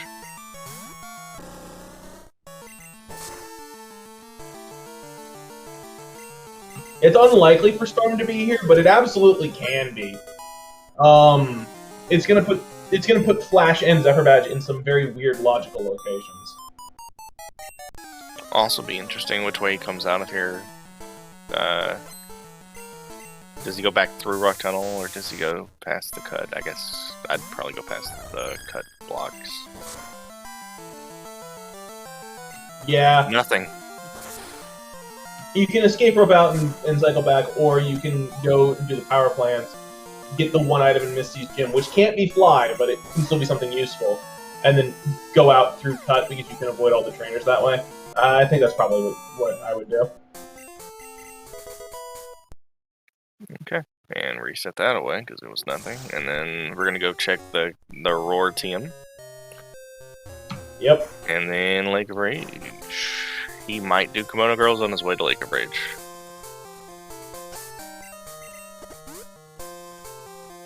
Yeah, I could see it. He's gonna be in the area. He's definitely strong enough to one-shot everything. I would do it just because it's bitten me a couple of times. I'm really interested in this because Nate didn't do any of the cut checks beyond Diglett Cave. None of them can be the Storm Badge, so I know, but I mean, we just might not be like the Storm Badge could be behind the card key or the basement key. We haven't had those yet, so yeah, it absolutely could be. But even if it is, none of those, or at least those items, won't be behind the wrong turn there, Asazas. It won't be behind. Oh. Yeah, he could have jumped. It doesn't matter. This guy he's not that much of a threat. Not really. And honestly, if he comes back to if he goes back to the power plant, coming from Cerulean is a little bit faster if you've already got this guy down than going through Dark Tunnel again. Dark Tunnel. Yeah, there's a chance we have to come back here. So. Yeah, it's not a huge deal. Like it is lost time, but it's just not a ton of lost time. Now this guy I think has 3 Pokemon. This guy's a jerk. He's a reverse spinner. Yeah, reverse spinners are awful. Yeah. And it's another annoying Articuno that won't die in one hit. Yeah. This route's just not been great for Asazas, unfortunately. If you're not real practice with it and know the safe path, it can be kind of rude. And We almost had right on the screen. yeah, and it's very rare that you do this route backwards like this, so I'm not surprised that somebody might not be super practiced at it. I don't think I've ever had to do it, so. I've had to do it several times.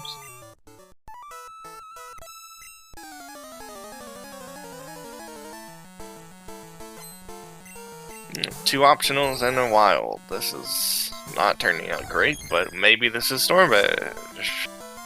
I mean, he's through it. This one can't be Storm Badge. You don't have to enter the gym. Alright, well maybe it's on Fabulous Prize. It could be on Fabulous Prize. Well, nope. Alright. Oh, Egg Hatch. This was a pretty fast Egg Hatch, so it's probably the basic Pokemon. Yeah, Onyx. Onyx is such a good Pokemon in terms of design because it was the first, it was the ace Pokemon of the first gym. So they put something in front of you that just looks intimidating as heck and terrifying and super strong. And it has terrible stats, just awful stats. Yeah, it's actually really, really weak, but it looks really strong and it sort of gives you that feeling of this is going to be epic. It's so well designed from a gameplay standpoint. I do not hate the Nuggy Heads Maze play. He's already done 2 gym leaders. Might as well just add Misty to the list too. This is going to be 3 checks in total. Yeah, if I'm timed it right, if you've got a good Pokemon that can one-shot pretty much everything, the Hedge Maze is about 4 or 5 minutes.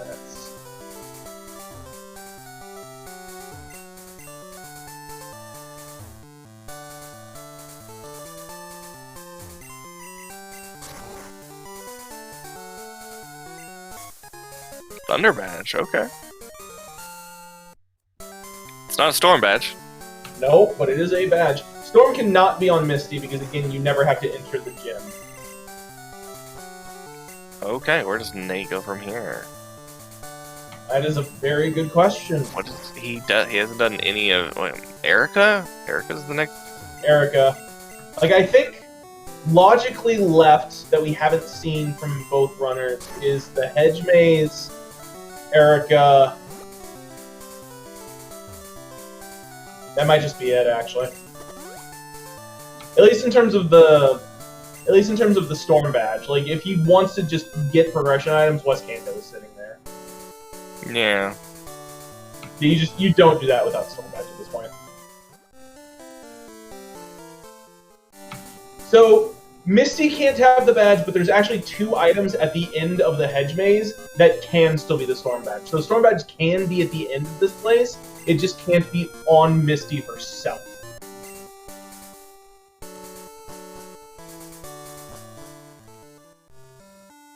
It's actually down to a coin flip as well, because both of them are 2 in-logic checks for the fly. Oh, he's gonna check the CN Wood item. And then reset if it's nothing. Which we know it was, yeah. Yeah. Oh, Kingdra. Man, if I'd found that earlier. Dang. I love Kingdra. Kingdra is probably my favorite Pokemon to run in these. Oh well, it's 20 levels down. We're not switching to it. Yeah, not a chance at this point.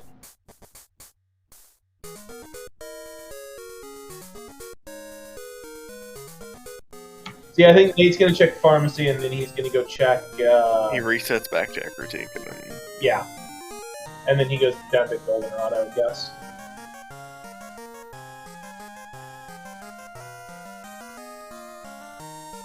I actually wonder if it wouldn't have been faster just to take the boat again.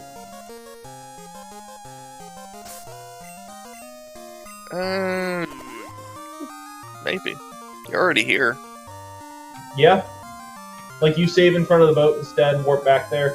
The second boat trip is real fast, but it does put you... We've done Sabrina.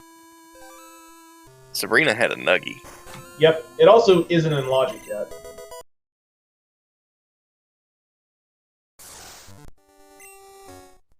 Yeah, Azazas went on a tear through all of the the Kanto gems. Yeah, so it could still be at the end of the hedge maze. It can still be on Erica. I'm trying to think if we've forgotten any other locations that it can still be. None are immediately coming to mind. So let's see if it's here. No, fabulous prize.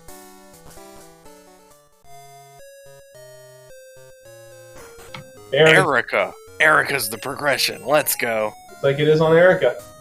Okay, so what does Nate do? Does he do Nuggy Hedge Maze or does he do Erica next? You do Erica first, I think. He is only level 37, so we'll find out.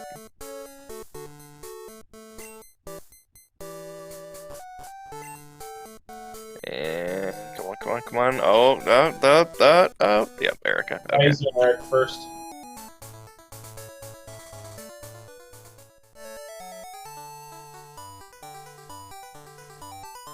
Alright, now Misty can still have something important, mind you, but it's just Erica's probably the progression.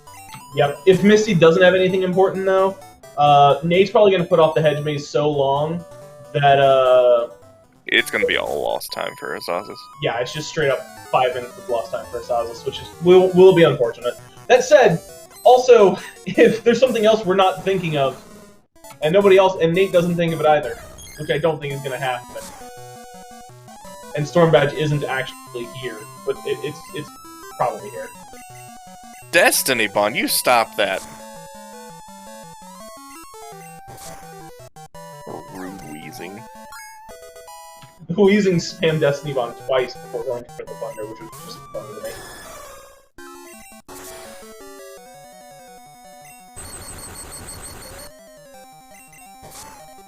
Revival herb. Okay, so now Azazas knows where he has to go. Yep.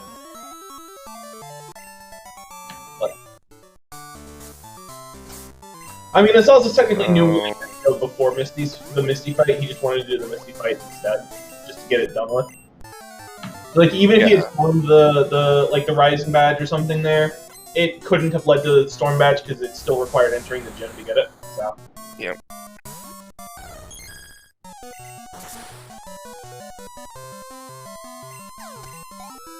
Steelix, much better than Onyx.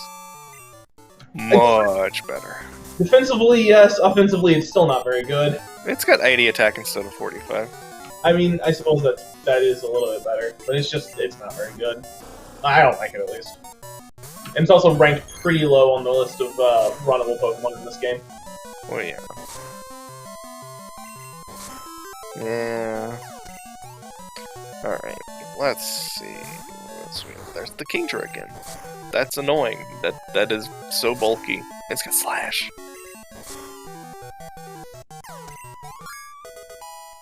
Kingdra is so bulky, and it's got decent stats. It's 95 across the board, except Speaking of bulky. Yeah. But you got Thunderbolt, it's fine. Oh, crit. Okay, that would not have killed in one hit without the crit. Yeah, Kingdra's got 95 across the board except for HP and speed. So it can run any moveset, and it's honestly pretty hard to kill, especially because its typing is ridiculously good. In this gen, yeah. Yeah. No fairy types there. Yeah, after Fairy type was introduced, it got significantly less good, but Water Dragon in the first, couple gens, super good. Only one weakness. The only good move with that weakness is Outrage. Yep. Like, it's why I love running Kingdra. You may not have, 130 attack stat, but you also just never die. And you can run anything you want. So, I love Kingdra.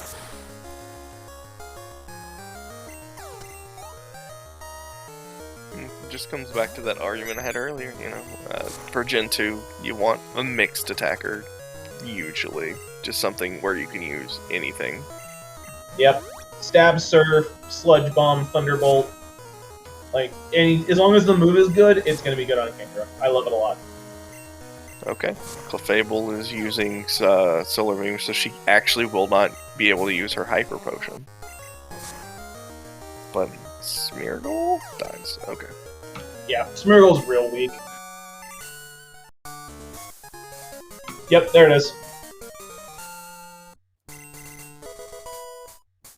And Reminder, though, that Storm Badge is not progression. nope, Storm Badge is not progression. Asazas is still going to have... That is the 7th badge, which means we're doing the False Director. No, we're going to West Kanto. No, we're doing the False Director. Come on. Yeah, like Asazas actually still has to find the radio card after this as well, which, you know, I don't think is going to be too far out of the way for him once he has the flying, but he's still got a ways to go on it. Looks like Nate is actually electing to go into Lavender Town. Yeah, he hasn't been to Lavender yet. He No. might just be getting the fly point. Yeah, the only place he can go... Yeah, okay, he is just getting the fly point. Like, the only place he could go from there if he wanted to try and do something there was Rock Tunnel. Which was both out of logic and not ideal if you don't have the machine part. So, Azazas really doesn't have much choice but to go to Tojo Falls after this. He's done all of the Kanto gyms. He's done basically every check in the game except Tojo, so that gets him his radio card, so... Yep, thankfully, we won't be skipping that. I think there's like 1 or 2 surf checks that he still hasn't done, but they're like one-offs. I think he's probably gonna do Tojo first.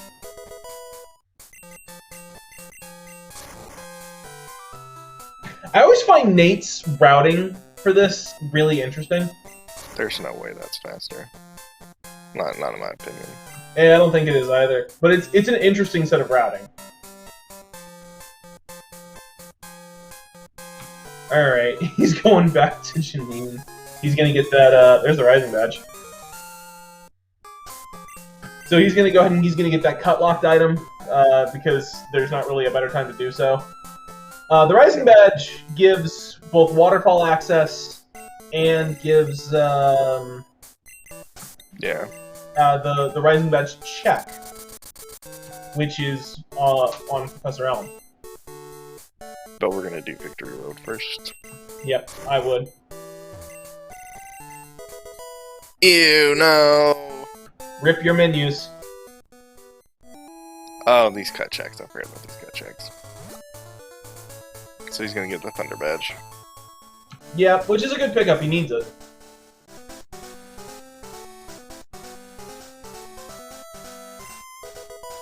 And it also means he could go do False Director if he was absolutely insane.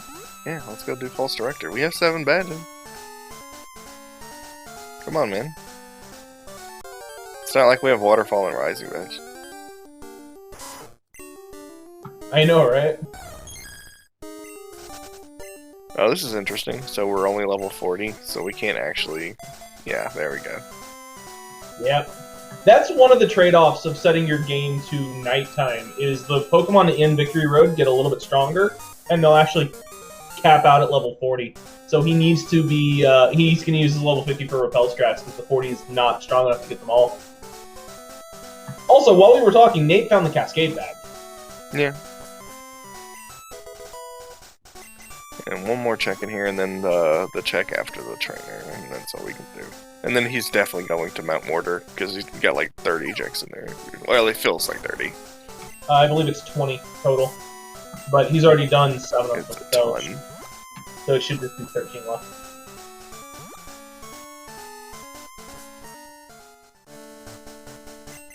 Oh, we're in Dark Cave on Azazas. Yep, I like this decision, I think. Because it's also going to drop him out. And he'll just get that last item, and then he'll just fly to, I want to say New Bark, but I don't think that's right. New Bark is the Rising Badge check. Wait, what are we talking about? The name of the first city. Yeah, it's New Bark. Cherry Grove's the second city. No, I always get it confused with the Little Root. That's Gen 3. Yep, I knew one of them was one was the other. I just get them confused. Alright, yeah, he's going straight for Mount Mortar. Yep. Coming at Mount Mortar from this angle is always a little bit interesting to me, though, because there are those trainers you have to avoid. It is... Is it shorter? I don't know if it is or not. I've never bothered to check it. Someone do a step count.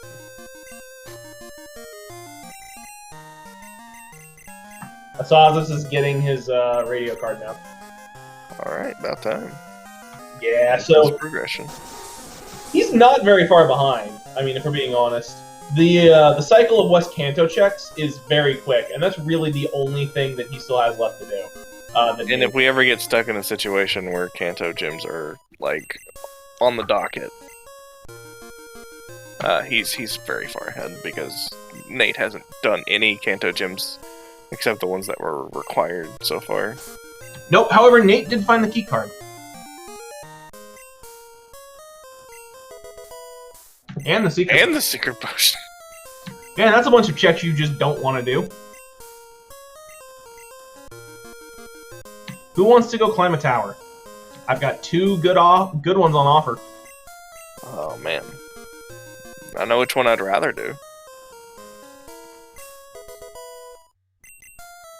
So, yeah. Falls director. Let's go. Yeah, I'm actually sitting there thinking, like, I'm actually not certain which one you'd rather do.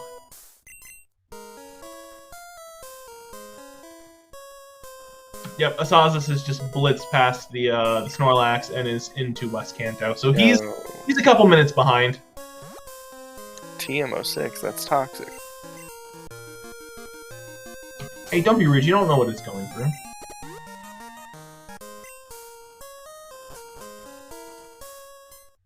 I think he bonked, so he's not going to get the movement. Yep, he aborted, which is a good call. Dodging that reverse spinner is so hard.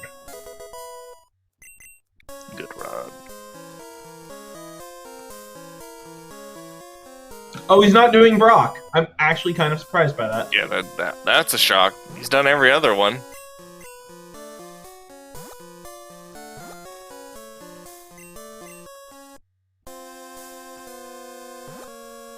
Nate and his full bags is genuinely kind of giving me anxiety. It's like, dude, get rid of some of the stuff in your bags.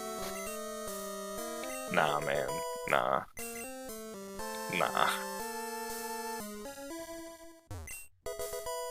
Yep, okay, so our progression is card key and secret potion. Whoops. Yep.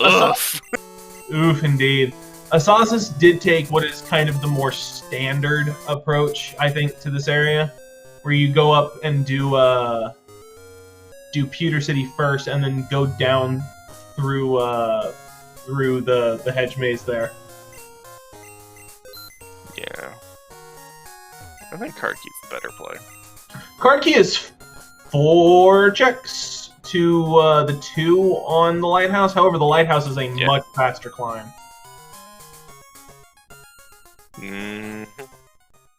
Like, just get this out of the way, basically, because you're gonna be doing this. Maybe. Honestly, I probably would have done the lighthouse first.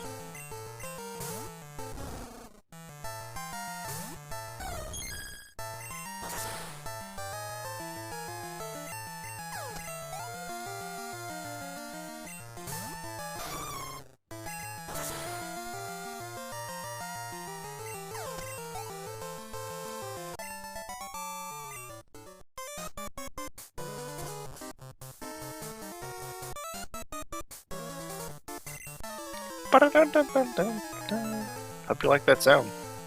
Yeah, you're gonna be hearing it a lot for the next couple of minutes. A duck! Quack.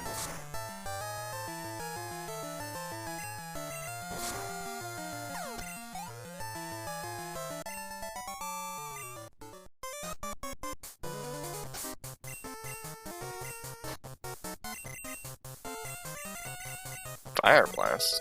Okay, I can dig it. He's finally dropping Mirror Move.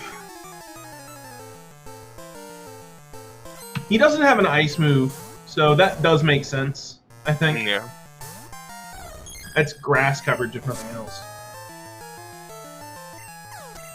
And stop feint attacking every grass type. Yeah.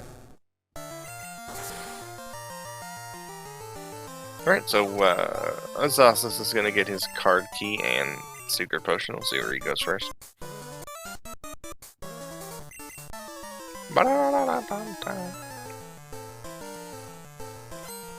It's infectious. Hey, once Nate's done, we should switch over to Asazas to listen to it constantly again. Let's go, Team Rocket.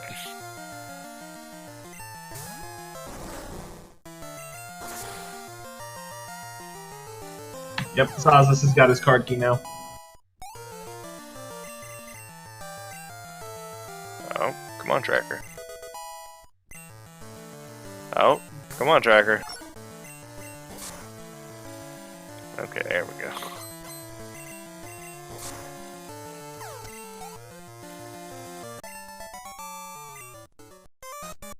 That's freaking out, man. Oh well. I mean, that was partially my fault. Alright, now let's all blame Glacial for that. Rude. I said partially. Nah, that's 100% your fault.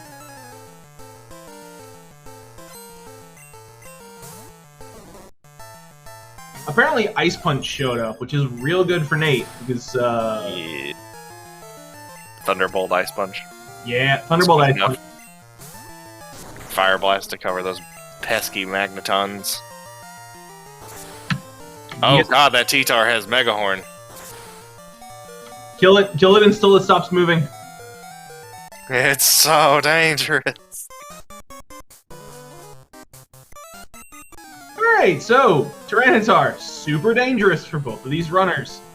Yeah. Asazas might actually struggle with that. It depends on if you one-shots it. Yeah, that is true. But it is a T-Tar, so, you know, the Espeon didn't one-shot it.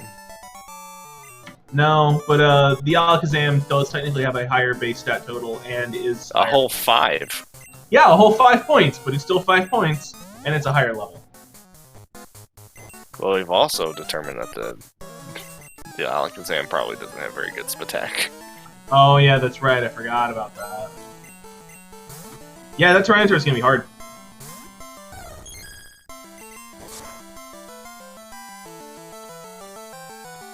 There you go. If you want a close race, pray for Red to have a T-Tar lead.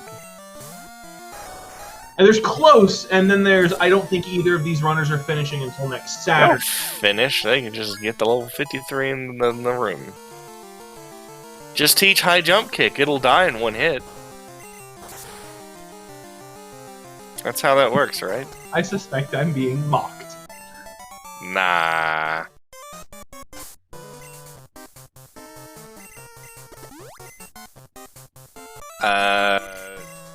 I don't know if you can revive stall Mega Horn. It's 10 PP, right? I guess. And it also has a chance to miss. But then, what if it just has a different move that also one-shots you? I mean, Alakazam cannot take a hit. Like, literally. Cannot take a hit. So if T-Tar has another physical attack, it's just rough. Like, what if it has Rock Slide? Look, a duck. Or Extreme Speed. Extreme Speed would actually be Ooh. devastatingly bad. Oh, well, Nate missing out on that full restore, unfortunately.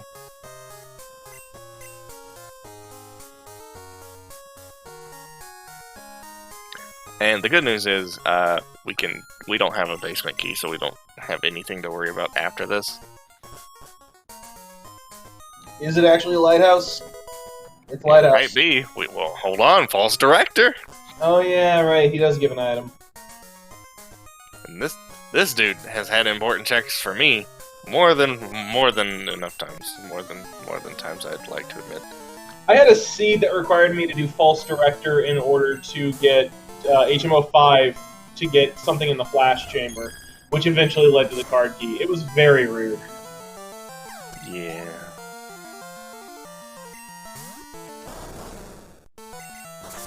Hot dog. Actually, Snowbear was the one who rolled that seed for me, so I think I should blame him. Well, I mean, we blame Snowbear for basically everything. Statistically likely. If you ever play in our groups, you know, we do have our own Discord. Snowbear is known for rolling just the worst ROMs. Just the worst. We called them Snowbear ROMs.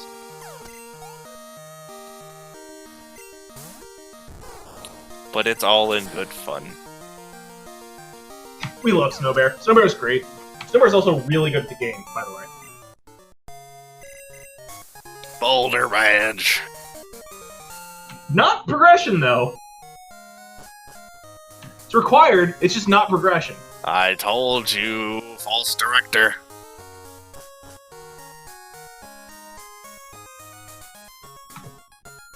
Nate's actually probably lucky he came here first instead of doing a lighthouse then. Because Nate occasionally has a tendency to skip false director to try and make up some time. Alright. Oh, right. Rising badge check.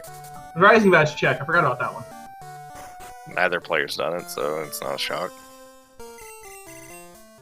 He also has a full bag, so he might not get this item. Hold on. Okay, red scale.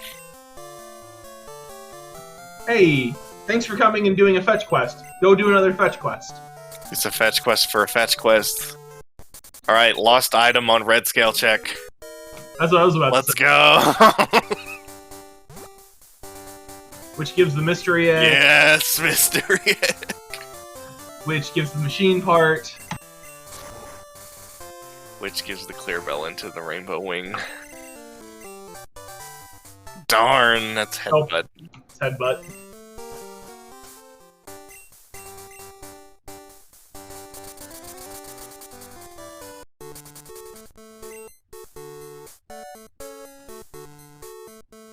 Okay.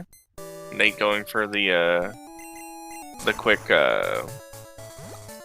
talk to the power plant guy. Oh god. Brain not working, but good at all today. It's a struggle. It's interesting that he's electing to do this now when he has other checks that would be faster. Yeah, it looks like he just doesn't want to go back to the lighthouse. I think you're right. I mean, he's also got Brock, Blaine, and Blue on the table as well, but those would be a little tricky. Brock, Blaine, and Blue. It's a lot of bees. Look, I didn't name them. When you've already done the Well, I mean, technically you did name Blue and Pokemon Red, but... Yeah, I mean, look, it's not my fault. Oak has, like, Alzheimer's or something. He can't tell if you're a guy or a girl. He's having problems, man. What's my grandson's name? I mean, to be fair, I feel like half the people, at least when I was a kid, named him, like, Buttface, so... Oh yeah, because there was no filter in Red and Blue. I've never tried. Is there a filter in the later games? Yes, there is a filter now. I mean, that's probably appropriate, but stop ruining the fun.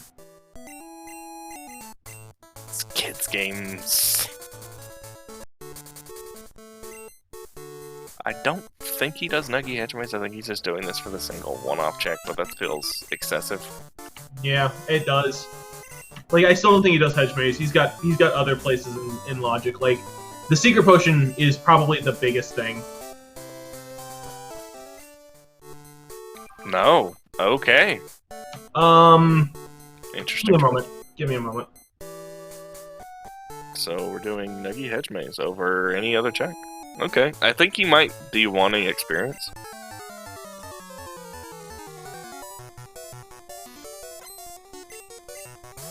It's pronounced butt-face, Garfield. Come on.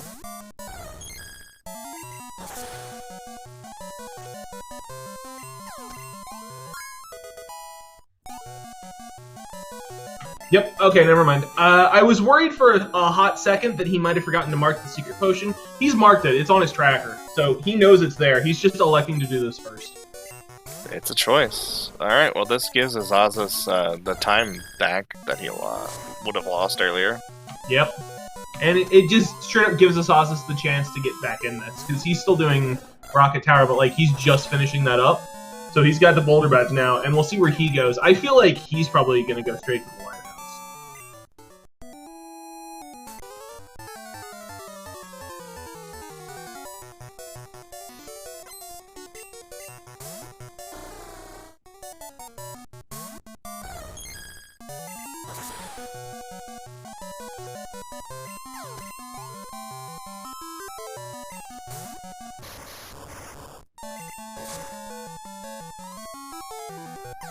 Oh, then we still haven't done the Mystic check. Okay, Mr. Water check. Yeah, that doesn't surprise me. I forgot about that. He's got the Rising Badge check as well, but like the next big place he goes is probably going to be the Lighthouse. Well, he's gonna get his red scale. So why not? Yeah, and then he'll probably go back and get his headbutt TM. It's required. You gotta get that TM. Headbutt is a move you can use outside of battle, therefore it's required, right? That's how it works? I think that is how that works, yes. Yeah.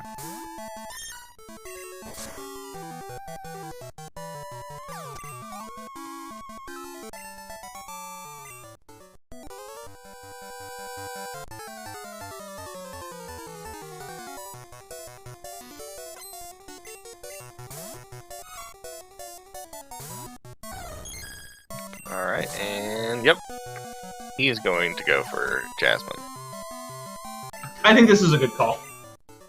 Because climbing the lighthouse at this point is going to be fast. Like, he's entering at 2:03:13. We'll see when he leaves.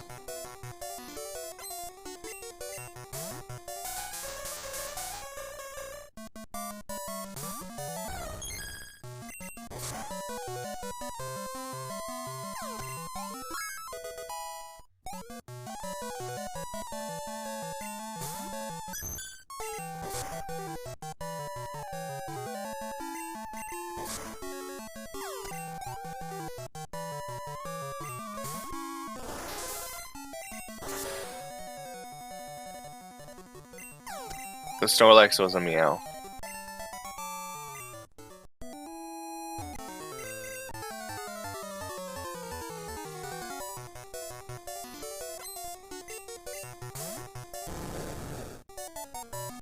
Oh, get off the screen. Stop taking so long.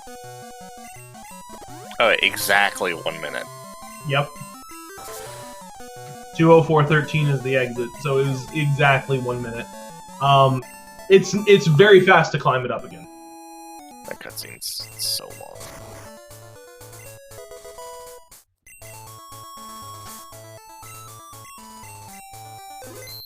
That's a steel type. It is weak to fire. That is how that works, right? Yep. Speaking of, that is also a steel type. It's definitely weak to fire.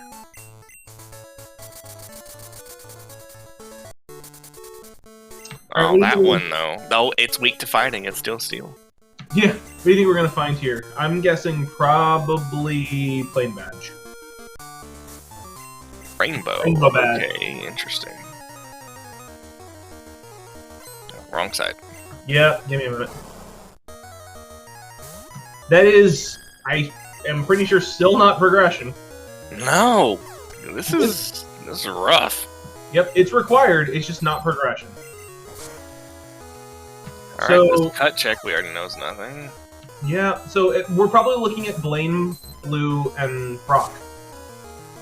And Route 4. And then E4.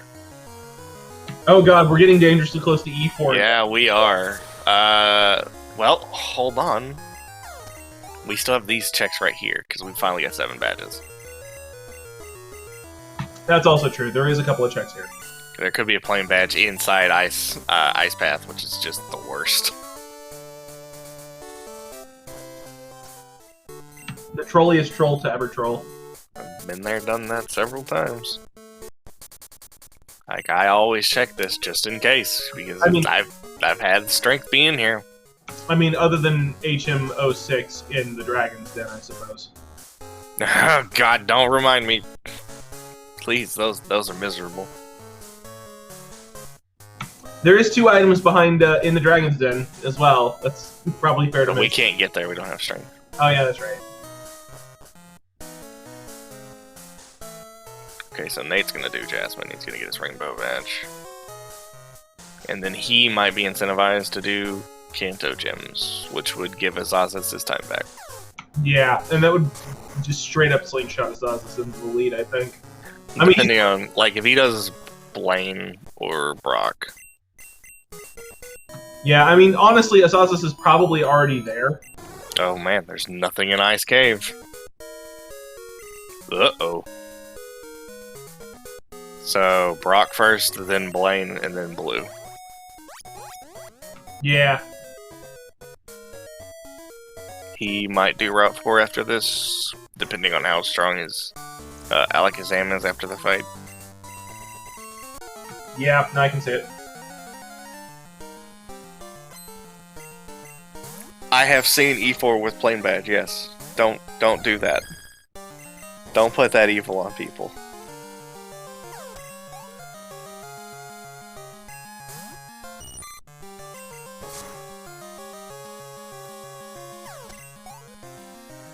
The thing is, most of the things that they need to progress are going to be multiple item checks. So the only thing that locks multiple items left is going to be the basement key or the machine part. Plain badge. Well, I'm saying if the plain badge is like locked. Oh yeah, that's fair. Yeah. It can also be a combination of items. The bell and wing would also a bunch, as would HMO6 and Glacier Badge. Alright, well, Nate's also about to get completely disappointed.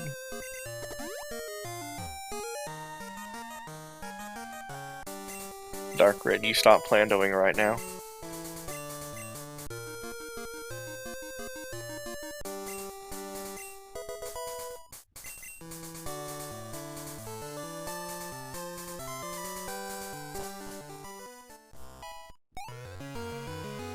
Oh, there it goes.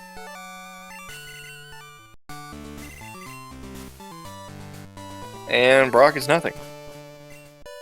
And he's not flying away, so we're doing Route 4. Yep.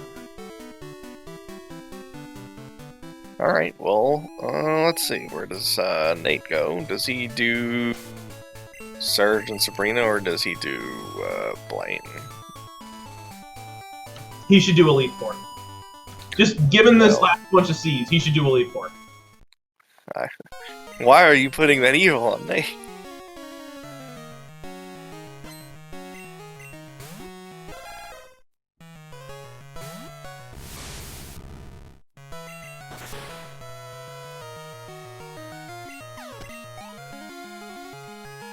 No, E4 is not a great check even with the clear bell at this point, but it just his last bunch of seeds have all been Elite Four seeds. He should probably do Elite Four. He's doing Brock. So if the check is on Route 4, they're going to be even, basically. Yeah, asazas will be a little bit ahead, but they'll be even.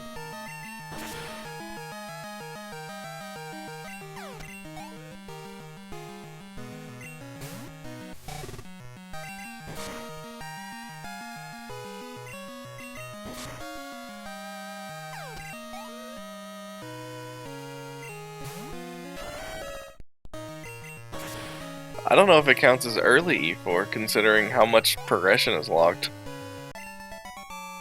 Like, it's like E4 into strength into the whole map opens up. What has Nate done that asazas hasn't? Because asazas is a bunch of gems up on Nate and is still leading. I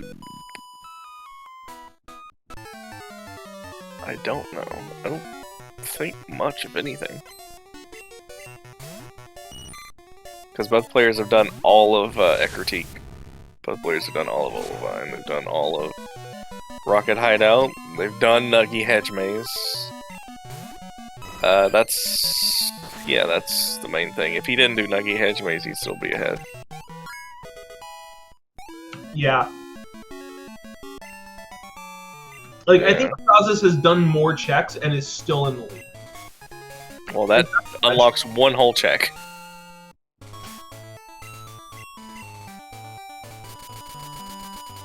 That one was my bad. I did it that time. What if Flash is right here? That'd be funny. Flash on the Zephyr badge check. Makes a super easy flash chamber. Nope. Alright, Blaine time. Good lord, what a seed.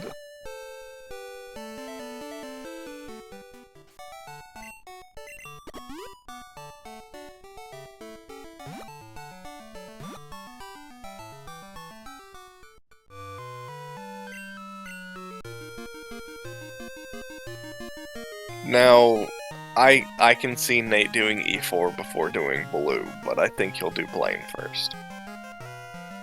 I think he'll do Sabrina and Surge before he does those.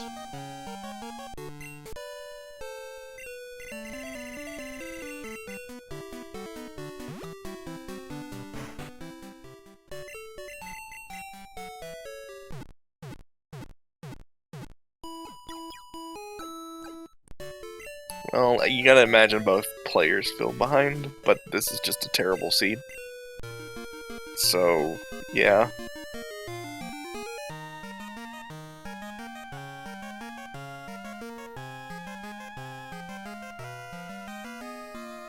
Lantern being annoyingly bulky as usual. You're gonna need a burn heal. You know who has a burn heal? Morty. Morty had a burn heal. Thanks, Morty. He wasn't a scam after all.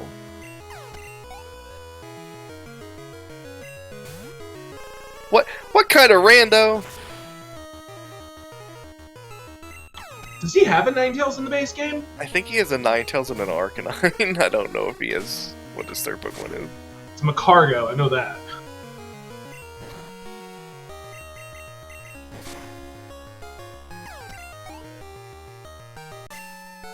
Which is funny to me because it means that with that Macargo, Blaine has nothing.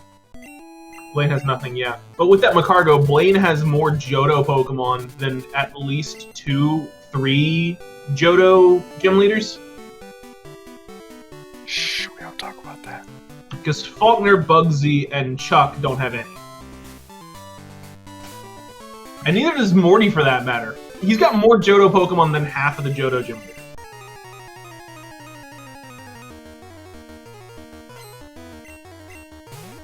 Oh, Whitney has the Miltank. Alright.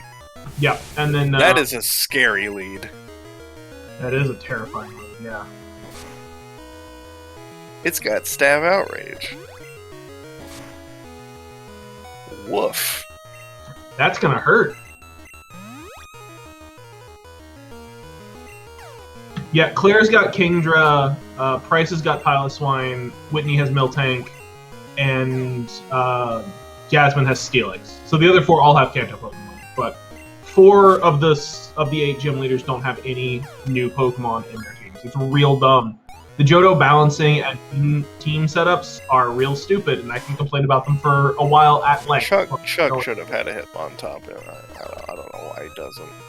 Yeah, absolutely. Honestly, Chuck's team should have just been the 4 Hitmon Pokemon. So Tyro, Hitmonlee, Hitmonchan, and Hitmontop.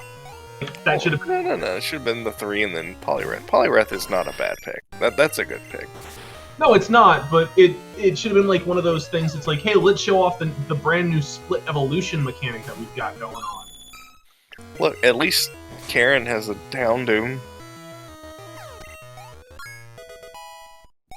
Ooh. You know, Houndoom, that Pokemon you can't get until you're in Kanto. Yeah. That replaces Growlithe for some reason.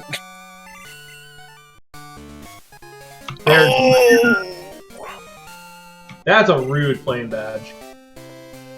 That's rough. That's not E4, but that's rough. Karen should definitely have a Tyranitar. Karen is the 4th E4 member, the Dark one, by the way.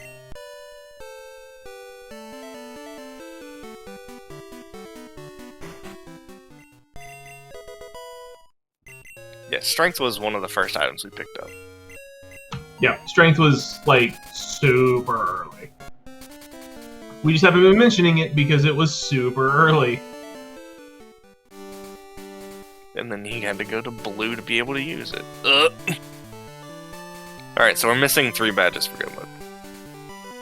Yep, and... So... And Strength... Strength opens up just a ton of locations. Yeah, so Glacier Badge is the only one that's logic locked. The other 2 can be anywhere. Yep. However, anywhere is a very quickly shrinking pool of locations at this point. Like, we're basically down to Elite 4 plus Strength Lock stuff. And oh no, Nate's going for E4 over Blue. This is what I thought he would do.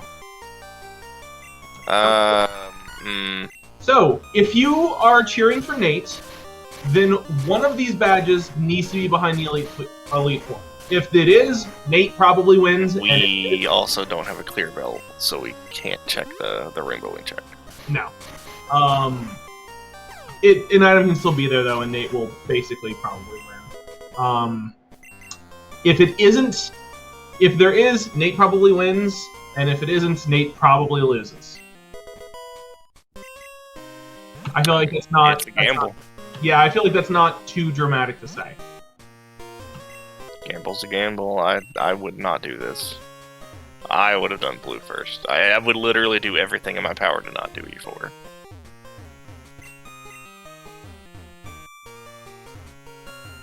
I think he's going off of past history. And this rival does have 6 Pokemon. I know we were talking about it earlier. Oh yeah, right, we were. There's Flash.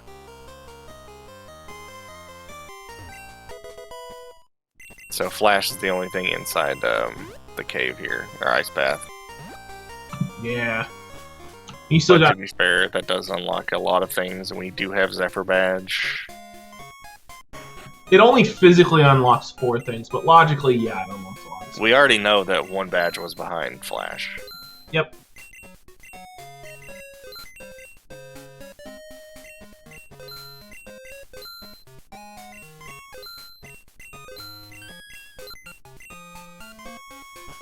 Alright, we buying full restores? Might as well, you're here. Yeah, you're here, you got tons of money. Just sell everything that is basically a healing item and buy full restores.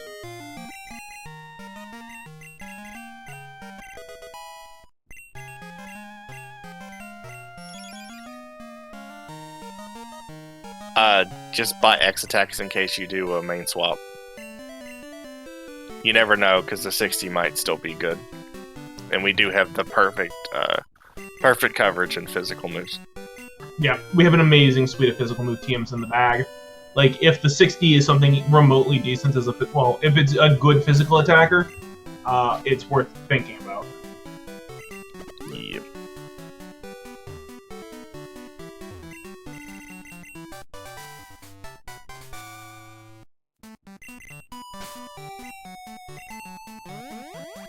Also, in case you want to just do 2 knives, I mean, you know, some people want to. I don't recommend it. That's fair. Okay, so we do Flash Chamber after this, and... Well, no, we don't do Flash Chamber. We do Water Stone Chamber into Flash Chamber. Ah, brain smart. Yep. Well, no, you don't do those either. You do Slowpoke Well. Unless you're asazas, in which case you do... Do this 1 check. Yeah, you do this 1 strength check. 1 singular check. And then you do Slowpoke Well.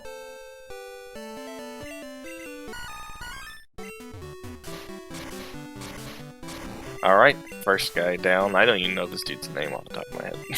That's how much I care. Is it Will? Something like that? It's some generic name. Yeah, it's Will. Oh, God. It's Will, Koga, Bruno, Karen, and then Lance.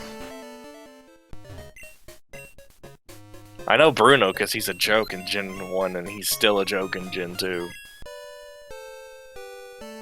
I still maintain that he did not need 2 Onyxes. He didn't need 1 Onyx. No, we've already established Onyx is not a good Pokemon, and they gave the Elite Four member, who was fighting type, 2 of them, and did not give him a Poliwrath or a Primarch. Yeah, no, he has 1 fighting type if I remember correctly, and it's just Machamp, right? Or does he have both Hitmons? I really don't remember.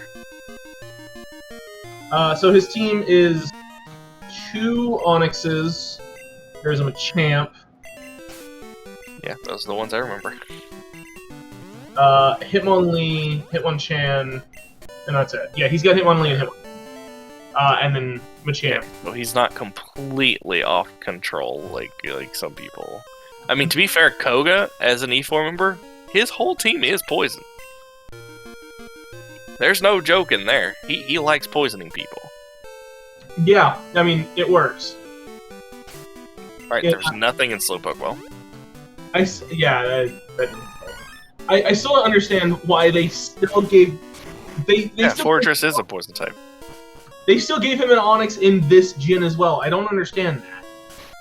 It's bad.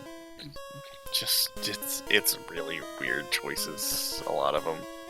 There's so many weird choices. There's Basement Key. There's so many weird choices among the Pokemon in this game. Like, there's... Oh, and Clarabelle. So many of them are just not good.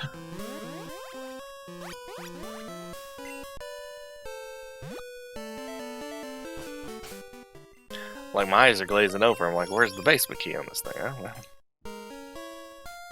It's right there. They're in order. Literally in order.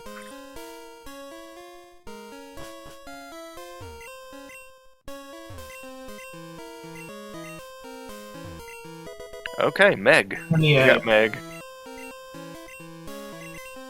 Alright, that's our last fetch quest. And look, this is Karen, by the way. Lost item. Oh, dang it. Stop making sense. Never. Ah, just let me be brain dead.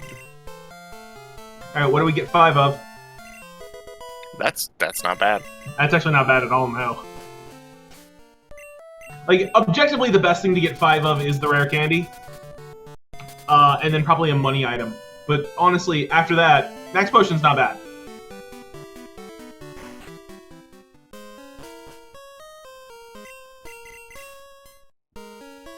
I was like, did he really not come down here earlier?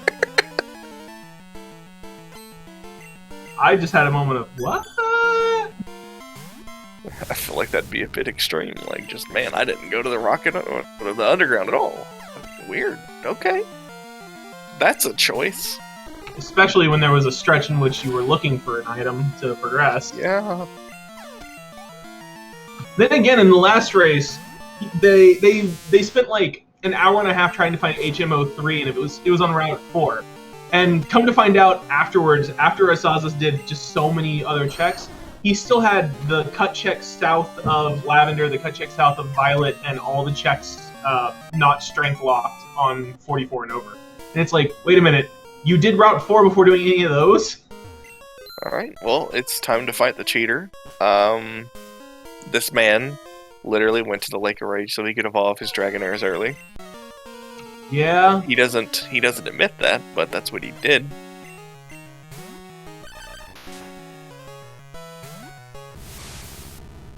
Either that or he hacked reality. Yeah, he's a cheater. Dirty, dirty cheater.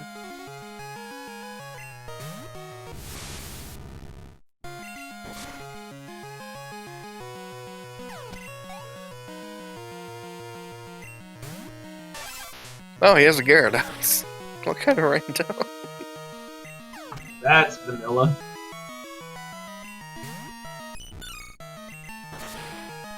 I think it was one of the Dragonites, because it was 47. Yeah, he normally opens it with Gyarados, I think. Yeah, I think you're right. A duck! Quack! Yeah, that thing's... Oh, it's got Solar Beam. Okay, well, thankfully, we got the damage. He got the min-max. Oh no, he did Thunderbolt, it did slightly less, and then Fire Blast. Ow. Anyway, well, Nate is now prepared to do blue, I guess. Yeah, he's ready for it. Alright, so Nate can check one of the 2 Elite Four checks at this point. However, we know that the Clear Bell is going to show up not long after he does blue. So, either one of them having an item would be very big. If you're pulling for Nate, you're hoping to see something right now. If this is a Rainbow Wing, that'd be hilarious.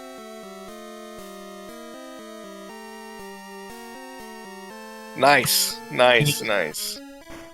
That's attract. Well, let's find out if it's actually attract. What if it's psychic? Okay, yeah, he's doing Sabrina into Surge, and then he'll do blue. Yeah, that's unfortunate. I think his read might have been that if it was an easy location, that Seed might have been basically over at this point. I know he's done that read at least once before in this tournament, so... Wow. Okay, one more check, and then... What do we do after this? Surge, probably. No. Oh, there's the Rainbow Wing. Oh. Probably go use that Clear Bell Rainbow Wing combo. Yeah. I mean, there literally the only check in here was the Rainbow Wing, so yeah. This seed's been really linear. Kind of annoying. You don't like to see super linear seeds. Well, I don't. I like it when I can do whatever I want. It's been interesting. It's not like the worst seed. It's not a great seed. Alright, now we fight a bunch of old dudes. Who are really rude for some reason. Yeah, they do not like you there.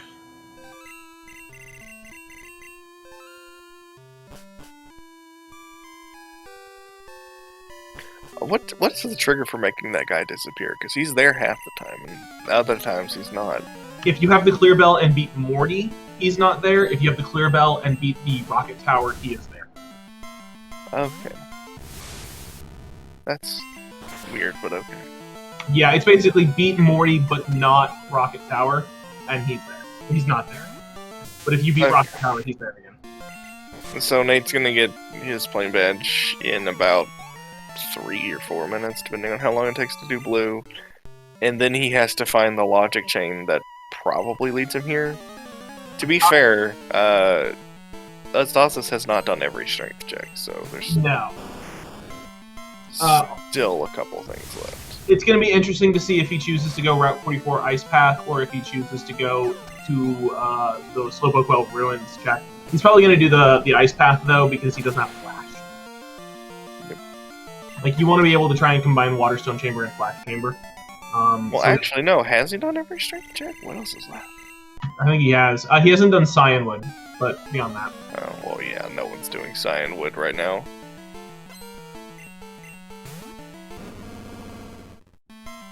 Big Bear. Bar.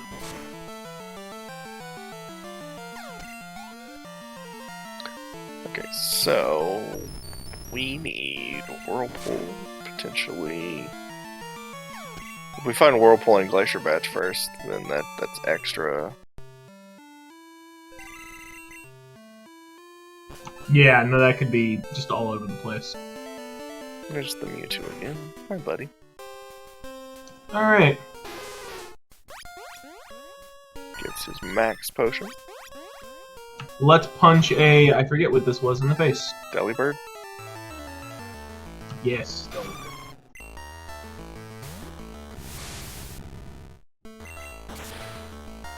I mean, you could technically be correct. It could just be the guy at the stairs. I severely doubt it, but no, it could be the guy at the stairs, but it's not very likely. But if you want Nate to win this, basically that's what you need to be hoping for right now. Because otherwise Asazas is not losing this unless Red is just an absolute monster. And to be fair, they both have a psychic type lead, so they're both going to struggle. Yep.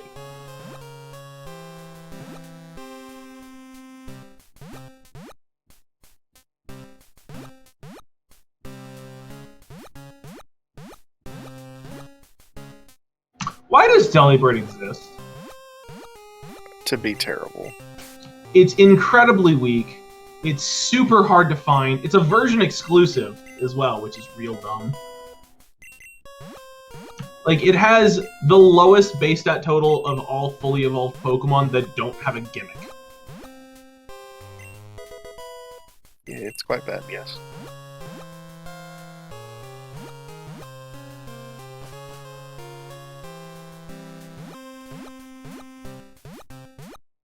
Santa Bird is not a gimmick, that's a design choice. I guess it has present. That's the only thing I can think of. I still wouldn't call that a gimmick.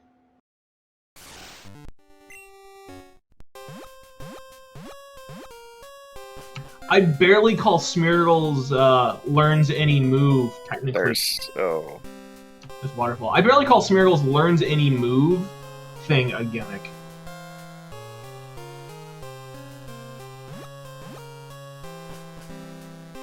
So there was Whirlpool, which doesn't open anything yet. Depending on if the Glacier Badge shows up last or not, may not open up anything at all.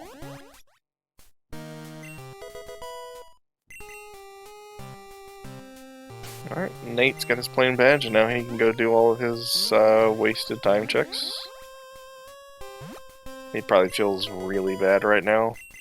Yep. It's rough, unfortunately. But, you know, he's on the right path now. He's going to do this. He'll probably hit up the stone chambers afterwards. He's a good bunch of minutes behind. Yeah, he has to really pray that the clear bell works out. Yep, he needs that rainbow wing check to be something. But he'll get his flash, and then he'll go probably right to the Waterstone Chamber.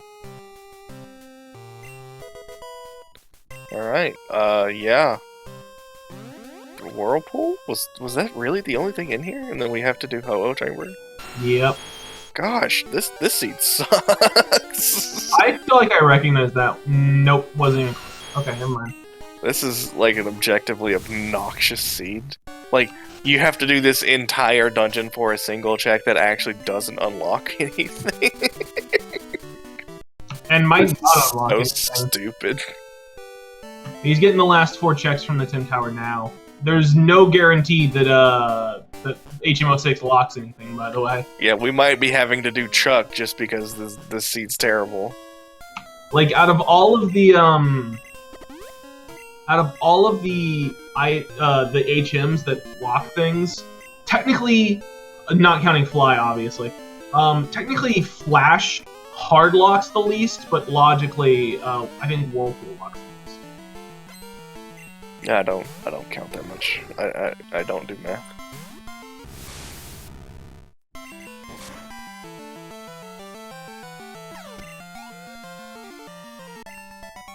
Is it really Cut? I mean, Cut has the potential to lock all of West Canada, so... If you don't have Waterfall, yeah. Yeah. It is one you can get around, technically, but... Uh-oh. There's... Okay. Man, I was getting worried there. Alright, so both parts of Whirlpool were in Tin Tower, more or less. Yeah. Alright, he's gotta buy some supers. Yep, and then we're just looking at Volcano and Marsh, and honestly, it's probably... They're probably both in here, yeah. Yeah, and it's probably a pretty easy... And you probably go catch the 60 just to have backup, because the Alakazam has the potential to just get one shot. Yep. I don't know if Nate does, but if I was running the Alakazam, I'd definitely grab backup. I agree.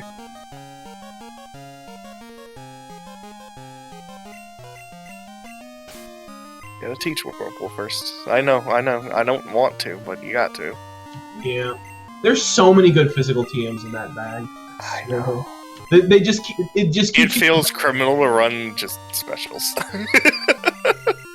Granted, they're like the best specials in the game that aren't Mewtwo or Zapdos, but like, it feels criminal. Yeah. It's just, it's rough. Yep, alright, Nate's making the cycle. Yep, he's gonna find absolutely nothing down here, and then go get his basement key, so he can get the clear bell and the rainbow wing, so he can... There's one of them. Yep, let's see. Now we're in one check territory. Hey, that's required. Yeah, definitely. And when you only have one badge left, you definitely check that first before going back down here. Save any amount of time you can.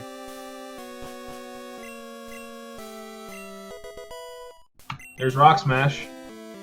We found it. It took 2.5 hours, but we finally found it. Yeah, it's always funny to see where that winds up.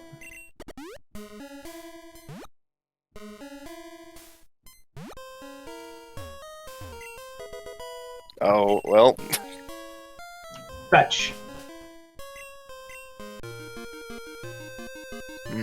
I think I would have walked outside there, but I guess he hasn't done the check next to Lugia, has he? I would have... No, he hasn't. So yeah, we're going back to Lugia. Machine part. Machine part, oh dear. Go fetch! This is just such a weird... I don't even know what the most optimal routing of this area would have been. It's Wait, just... Did he seriously not go check the item next to Lugia? Doesn't look like it. Then he's leaving? I don't know. Apparently, he has skipped the Lugia check again, according to Snowbear, so this is not the first time he's done this.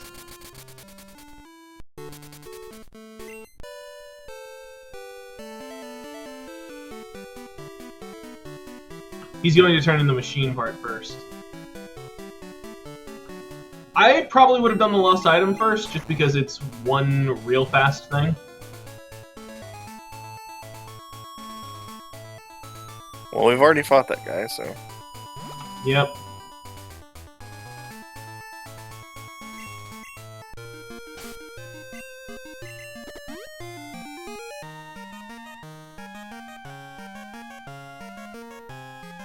It would be hilarious to me if Nate gets through another round because his opponent missed the check. Oh, he's checking Rock Tunnel because he hasn't done this yet. Okay. He did get the basement key in Clearbone, right? I can't remember. I was looking over here on the other side. I think they were both in the Waterstone Chamber. They are both in the Waterstone Chamber, I just don't know if he did. He did the Waterstone Chamber, because he just left the Flash Chamber, then came over here. Okay, yeah. Alright, it's not him. Alright, which fetch quest is it? Come on. I still say it was probably the lost item. Let's find out. Give me the Clefairy doll. Nope, Super Rod, okay. Hey, now you can fish up level 40s. Alright, lost item. And then we have Chuck after this. And then the Lugia item, which, again, I don't know if he did. I really don't. He did not. Alright, that's Ice Beam.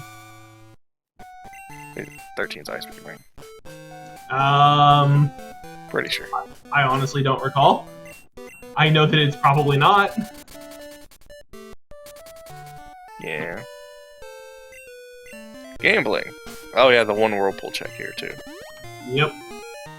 This check is always really awkward. There's not really a great way to get it, unless you get Whirlpool before you get Surf, which is not terribly likely. Oh, and you already have Waterfall. Yeah, you need Whirlpool and Waterfall before Surf. Or you get it on your way down from Victory Road. Yeah, which even then is still not done terribly often. It's faster, I think, if you're already in the area, but it's just ugh.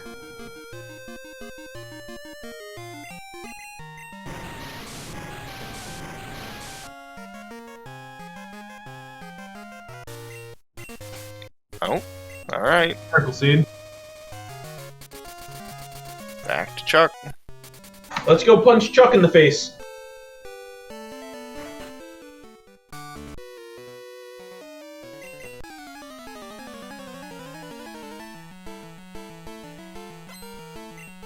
This seed has just been nuts.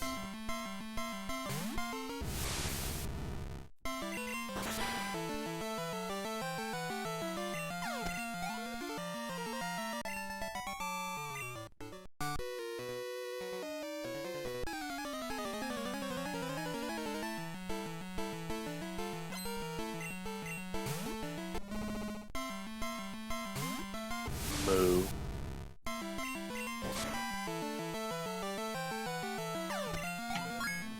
So, Asazas is roughly like 7 minutes ahead, I'd say. It's the entirety of Tin Tower and the rest of this basement ahead. yeah, And plus then the fetch quests, yeah. I was going to say, plus another couple of checks as well. He's also ahead of Whirl Islands. Oh yeah, okay. Maybe it's almost 10 minutes then, but it's literally he's an E4 ahead. Unfortunately, yes. Nate was thinking of his E4 curse, and he played into it a little too hard. I still don't think it was, like... I don't know. I want to say it probably wasn't, like, a bad play at the moment, but... Well, it's not a bad play yet, because we haven't checked that second item, but... Yeah. Alright, there's your rainbow wing.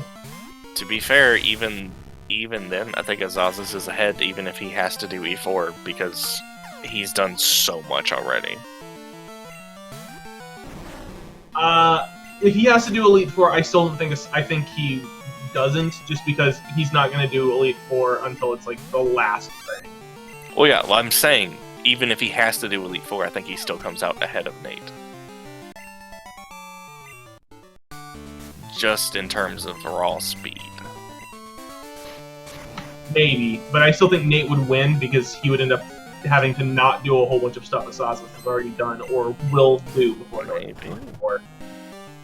Well, that's not a fighting type. Chuck, are you confused? That's weak to fighting.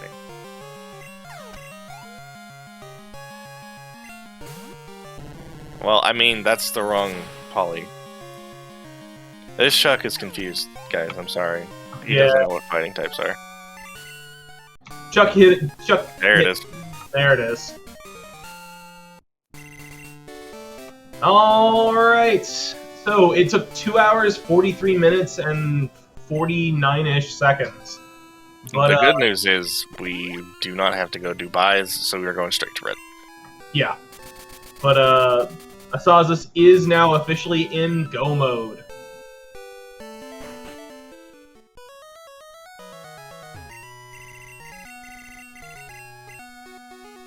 With every single item on the tracker. Oof. Yep, it's once again another full card.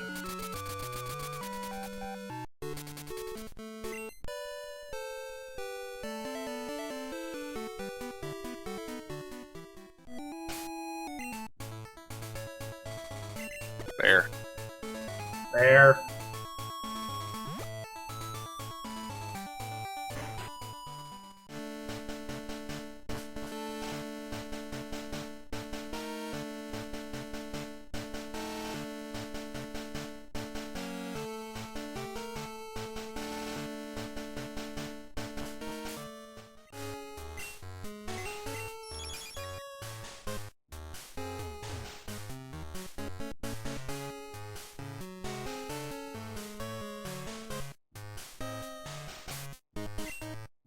I mean, that's potential. I've seen really, really bad reds, so don't ever underestimate them.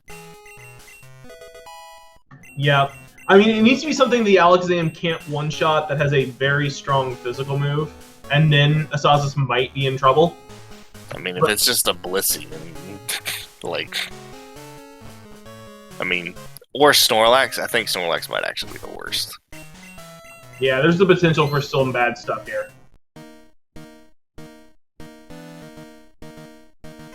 Alright, Red, see what you got. Oh, that's bad. Okay, we already know this had Crunch earlier. Yeah, and somebody actually called this in the chat. Good call for you. Oh, but it's got Absorb. And that's with Smart AI. Okay, never mind. It's not dangerous. Yeah. Well, we tried, guys. It used to have Crunch at like level 46. Yeah. If it's using Absorb, it's because Absorb is the best move it has. Oh. Okay, never mind. That thing I was saying is not correct. It just doesn't have a super effective move, so it's using one of its moves at random. Yeah.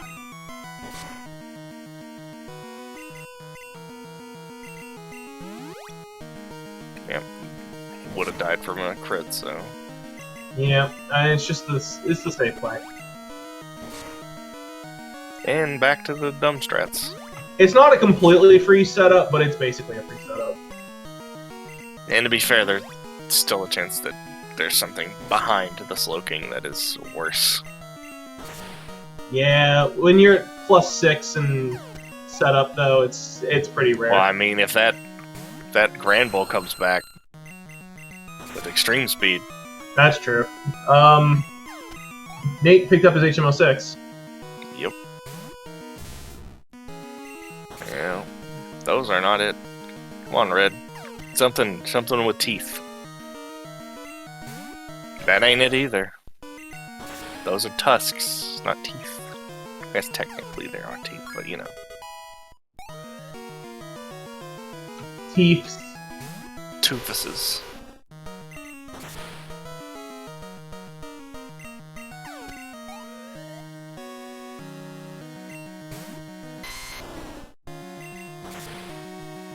Alright. Yep, and there we go. GG for Azaza. Indeed. GG's in chat for asazas, guys. Boom, boom.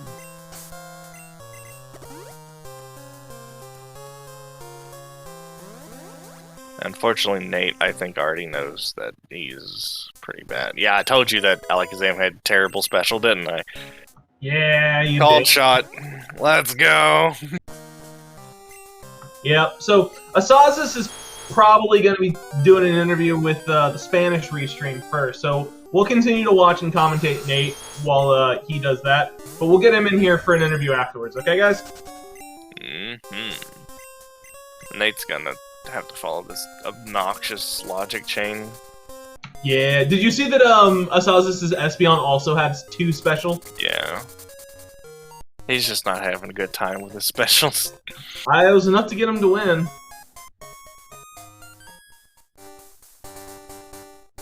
And see, the thing is that I can't even tell where asazas picked up time on Nate. Like, there's the obvious one, Nate did Elite Four. But, like, asazas had done more fights and more checks before that, and was still in the lead. Maybe it's movement. Maybe it's optional. I don't think Nate hit too many optionals. In fact, I think Asazas hit 2 extra optionals that I know of. Asazas hit 2 optionals and Nate hasn't hit any. I don't know, man. Maybe it's just that level advantage he got from picking a level 15 over a level 5. Maybe it's Maybelline. Perhaps. If it's all that early game, like Violet into Azalea, then yeah. There's the bench. I want to time it, I think. Like, I'll go back and look at it and see. Because I feel like he wasn't that far ahead, leaving Violet.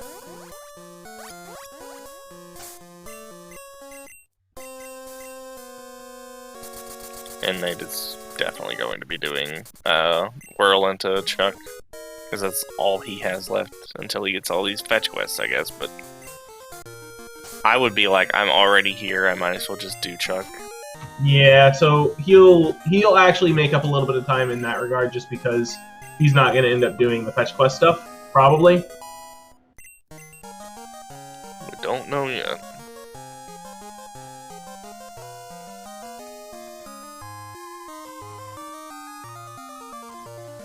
Yeah, Azaza's just doing those Kanto gems early. Getting extra levels early. Maybe that was the deciding factor. I don't know. I'm not an expert, I'm just a commentator. Same. If we were experts, we'd still be in the tournament.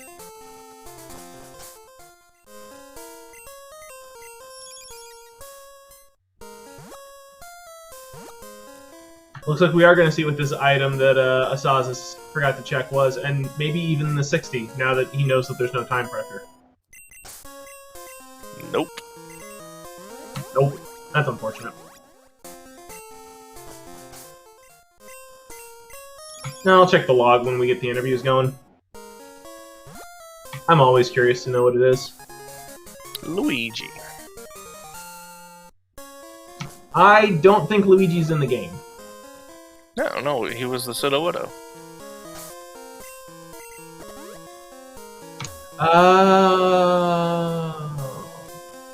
So Luigi. I haven't heard that name before.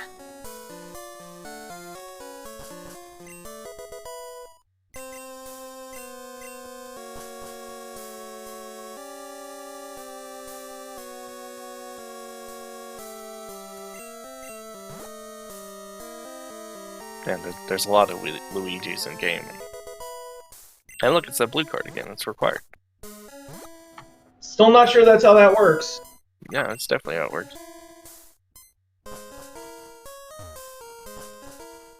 All right, Yeah, Nate, he's definitely going out there for Cianwood. Yeah. Yeah, he's going to Cianwood.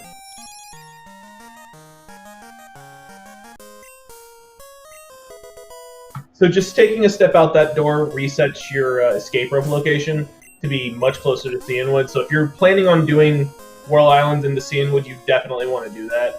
It's definitely worth the time to have to flash again.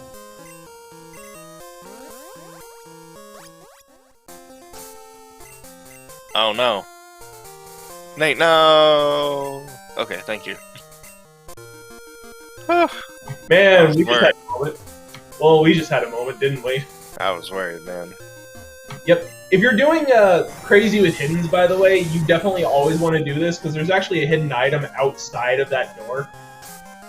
Yeah, no one normal does crazy with hidden items, though. That's weird people. What kind of psychopath? Hey, I think crazy with hidden items is a lot of fun, actually. No, Nate, no!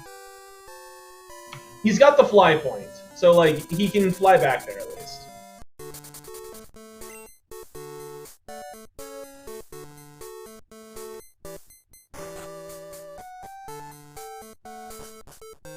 Alright, well, here's your fetch quests once again, ladies and gentlemen. Consists of nothing, nothing, and nothing. Yep.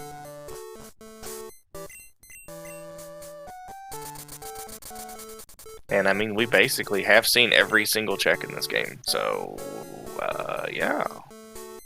Yeah, I think we have basically seen all of them. I can't think of any. We didn't see what the vanilla fly location was. So we never talked to her. That's true. That is the one thing we haven't really seen.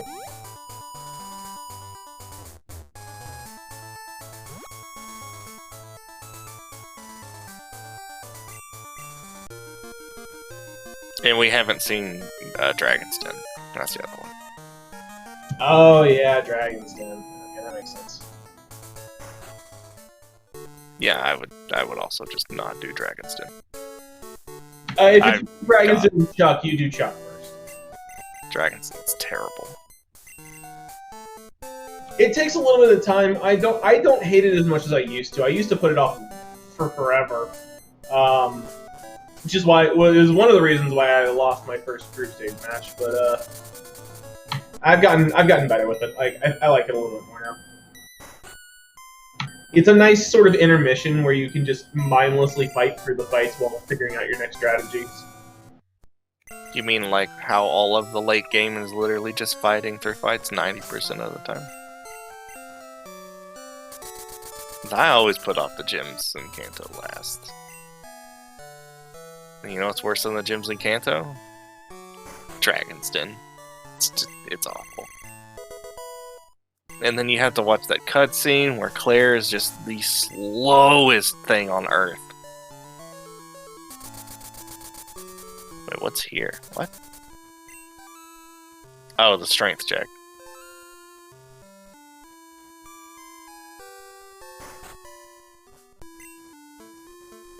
I forgot about the strength check. And Nate forgot about the repel.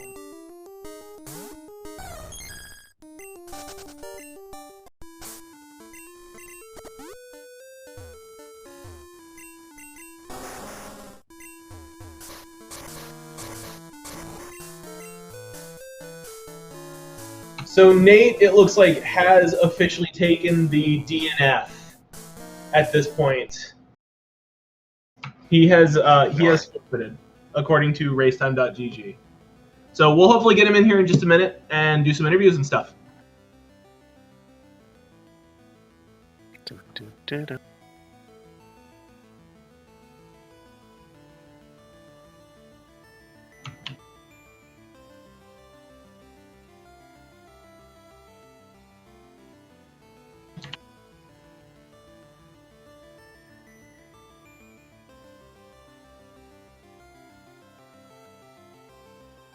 This was a good race, though. That was an obnoxious seed. Yeah, I mean, the seed wasn't great, but the race itself was. Yeah. I can't hate the race. I always like races, but the seed was terrible. But you don't have to take my word for it. Nate's right there. Hey, Nate. Hello. Commiserations to you. It is what it is, but like I said, I did my best. You did? Fine. You just made one gamble and it didn't pay out, which sucks. Yeah, I knew that if I was going to go out on my own terms, it would be on Elite Four. So. Yeah. I mean, that's valid. If you want the last badge, I can tell you where it is. Is it Claire or is it Chuck? It is Chuck. Okay. Yeah, those are my last 2 checks. That's why I DNF'd because of that. Understandable. That's fair. Asazas just followed the logic chain, which was the longest logic chain of all time. And then he just did Chuck right after he did the Whirl Islands and all the fetch quests.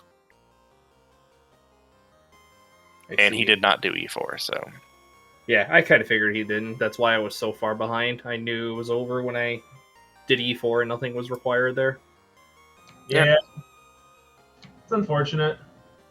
Yeah, it's a gamble you got to take sometimes. But now, hey, now you can play the game for fun and not have to worry about tournaments. Yep. Yeah, that's true. That's what I like doing.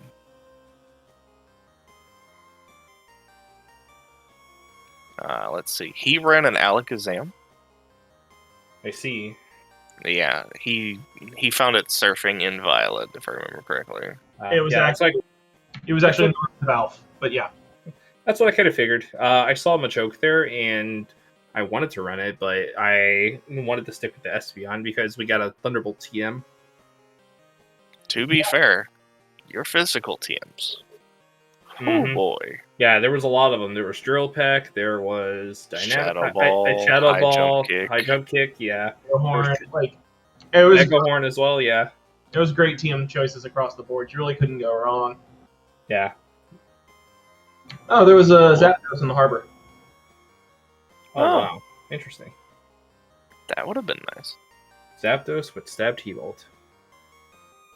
Yep. Also, I said on stream that I was going to check the log to figure out what the Lugia was because I wanted to know. It's a Skiploom. Yeah, Perfect. There was no reason to go for the 60. No, that's way better than Espeon. What are you talking about? It's so fast. It is fast, but it's very frail. No. Speed's the only stat that matters. It's got to go fast. Right. You would paint your Jolteon blue, wouldn't you? No, I'd paint it red because red is faster. Yeah, everything knows that if it's red, it's faster. That's how it works, yeah.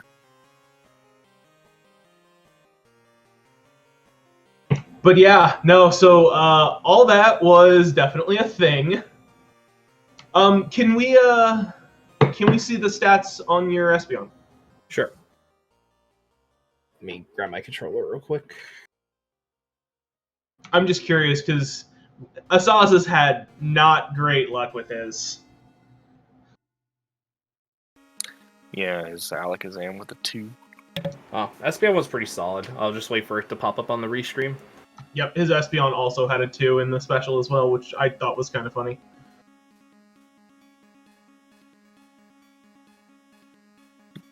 I think Asazas is still getting interviewed by the Spanish restream. Yeah. They'll let us know when he's done. Yeah. So yeah, did you have, 11. Do you have any other thoughts about anything else that happened this seed? I honestly could have played a little better, but I think other than that, the Elite Four is always the deciding factor when it comes to these races. It's like, you know, I took the gamble, tried to go for it because my checks were not great left over, but when I found out that Blue had Plain Badge, I was livid. Yeah. That logic lock was so stupid. And then the one badge into one check, into one check, into one check, but you had to complete every dungeon along the way to get the one check in it. Hey. Yeah, it was like one check after another, after another, after another. Asazas just joined as well. Hey, Asazas. Hello, hello. Hey. GG Yeah, asazas. yeah. GG's NATO. This felt really awful. I was really out of the game for a long, long time here. Oh, I was worse. So you want to know what happened? I ended up doing. I took a gamble and I did Elite Four. Yeah, I mean, yeah, I think they told me on the Spanish region it was Elite Four over blue, which I mean, it's I won't even I don't even think that's a bad gamble at all. Just I Yeah, mean, it was high risk, high reward. it's the kind of plays that you have to make at the semifinal stage. I would think, Mm-hmm. but yeah, I mean, I was really feeling out of my game here. I think I was almost ready. I was almost ready to quit after fighting Misty. That says it all. So I was feeling awful, but Oh, I it see. was absolutely awful because I I'm also don't. kind of sick. But Oh, I hope you feel better. I'm sorry to hear that. I mean, it's fine. But I mean, after finding Storm Badge, especially on Erika, which I mean, I did basically everything else in Kanto already, but I thought, I mean, maybe Nate is also struggling to find this. Yeah, it was. Asazas had done every logical check before finding Storm Badge that could have been Storm Badge, and Nate had done every logical check except Surge and the Hedge Maze. Well, I hadn't done like the Kenya quest and the surf stuff that is near the beginning of the game, but yeah, other than that, everything in Kanto, at least. Yeah, it just Wow. did not show up for the longest time. And thankfully, y'all had both overlapped. So we were both like, okay, it has to be on Erica. It's like there was nothing else because y'all both covered every check in the game at that point. Yeah, pretty much. But yeah, in the end, it kind of saved me that it was yet another pretty much. So you have to do everything anyway. So it didn't really hurt me as much to do stuff at the beginning. I mean, the Alakazam was okay. He was struggling to kill stuff because the DVs weren't that great, but it worked out good enough. I think the story of the seed is just there's 5 badges locked behind blue, which is obnoxious. Jesus. Yeah, it's very obnoxious indeed. I mean, I guess it could have been 5 badges locked behind E4, but it wasn't. Nope, it was blue. That's the story. Oh well. That's rando. Yep. Yeah.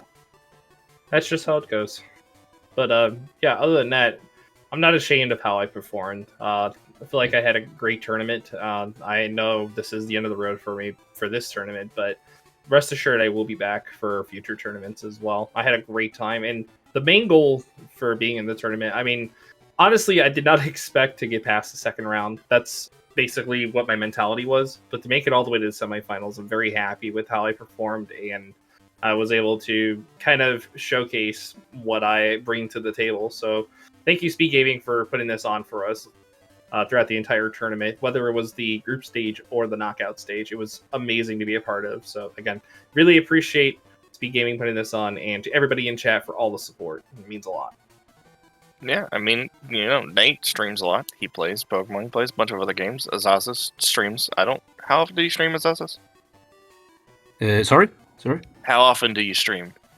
It kind of depends. I mean, in the next few months, I probably won't be able to stream nearly as often because I'm moving. I'm moving tomorrow, actually, so I will have to figure out. I will have to figure out a new stream setup for the finals, I guess. Okay. Well, let's see how that works. Passing out the, hey, give everyone a follow here. We're all just playing games. We're all just having fun. Yeah. And you guys should also follow the commentators as well if you want more Crystal Rando madness as well. We really appreciate that, chat. If you want to hear the sound of my voice. Yeah, I do speak. Yep, you heard my voice on all 3 of these guys' races, which I thought was kind of hilarious, to be honest with you. Yeah, alright. Is there anything else you guys want to add?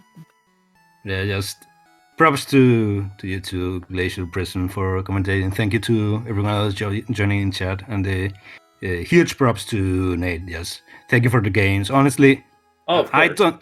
I don't think a lot of people expected this semifinal. I don't think this was in a lot of people's predictions, and I probably would have been just as happy if you moved on to the final. Yes, I think we are. I think we have performed really above our own expectations as well in the tournament. And yeah, I think Johan Ergote, from what I've seen, it's probably the most consistent performer in the tournament so far. So I would give him like the favorite status, but I don't think he can afford to sleep on me either. So let's see how that goes. Oh yeah, most definitely. This should be a very interesting and a very huge matchup between both of these runners. And my comment as well is that, again, thank you, as I mentioned before, thank you SpeedGaming for putting this on. And 2 brackets on challenge had me in the final 4.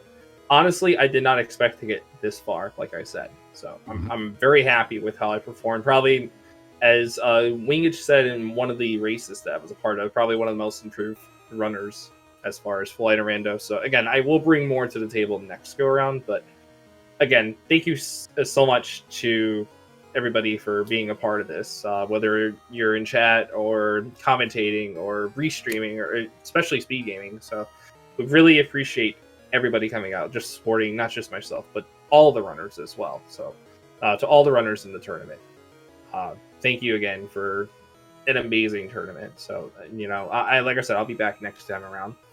Yeah, it's been a great time. I think everyone in here has been a player, so yeah. Yep. All right. Well, I don't have anything else to add. Do you? No, not anything appropriate anyway. All right. Well, I guess that's going to be everything from us, ladies and gentlemen. Y'all have a good night, day. I don't know. If you're Australian, I think it's still daytime. It's weird. Time zones are weird. We're having a good time, though. Everyone have a good night. Join us in the Pokemon Discord if you want to play some Pokemon. It's fun. It's really easy to get into. We're always nice. Y'all just have a good night. Yeah, absolutely. Come join us in the Discord if you want to have any interest in this. It's the Cinco Bingo Discord for Crystal. Yes, sir. All right. Well, I'm going to end the stream. Yep. Have a nice night, everybody. Thanks for watching, everyone. Yep.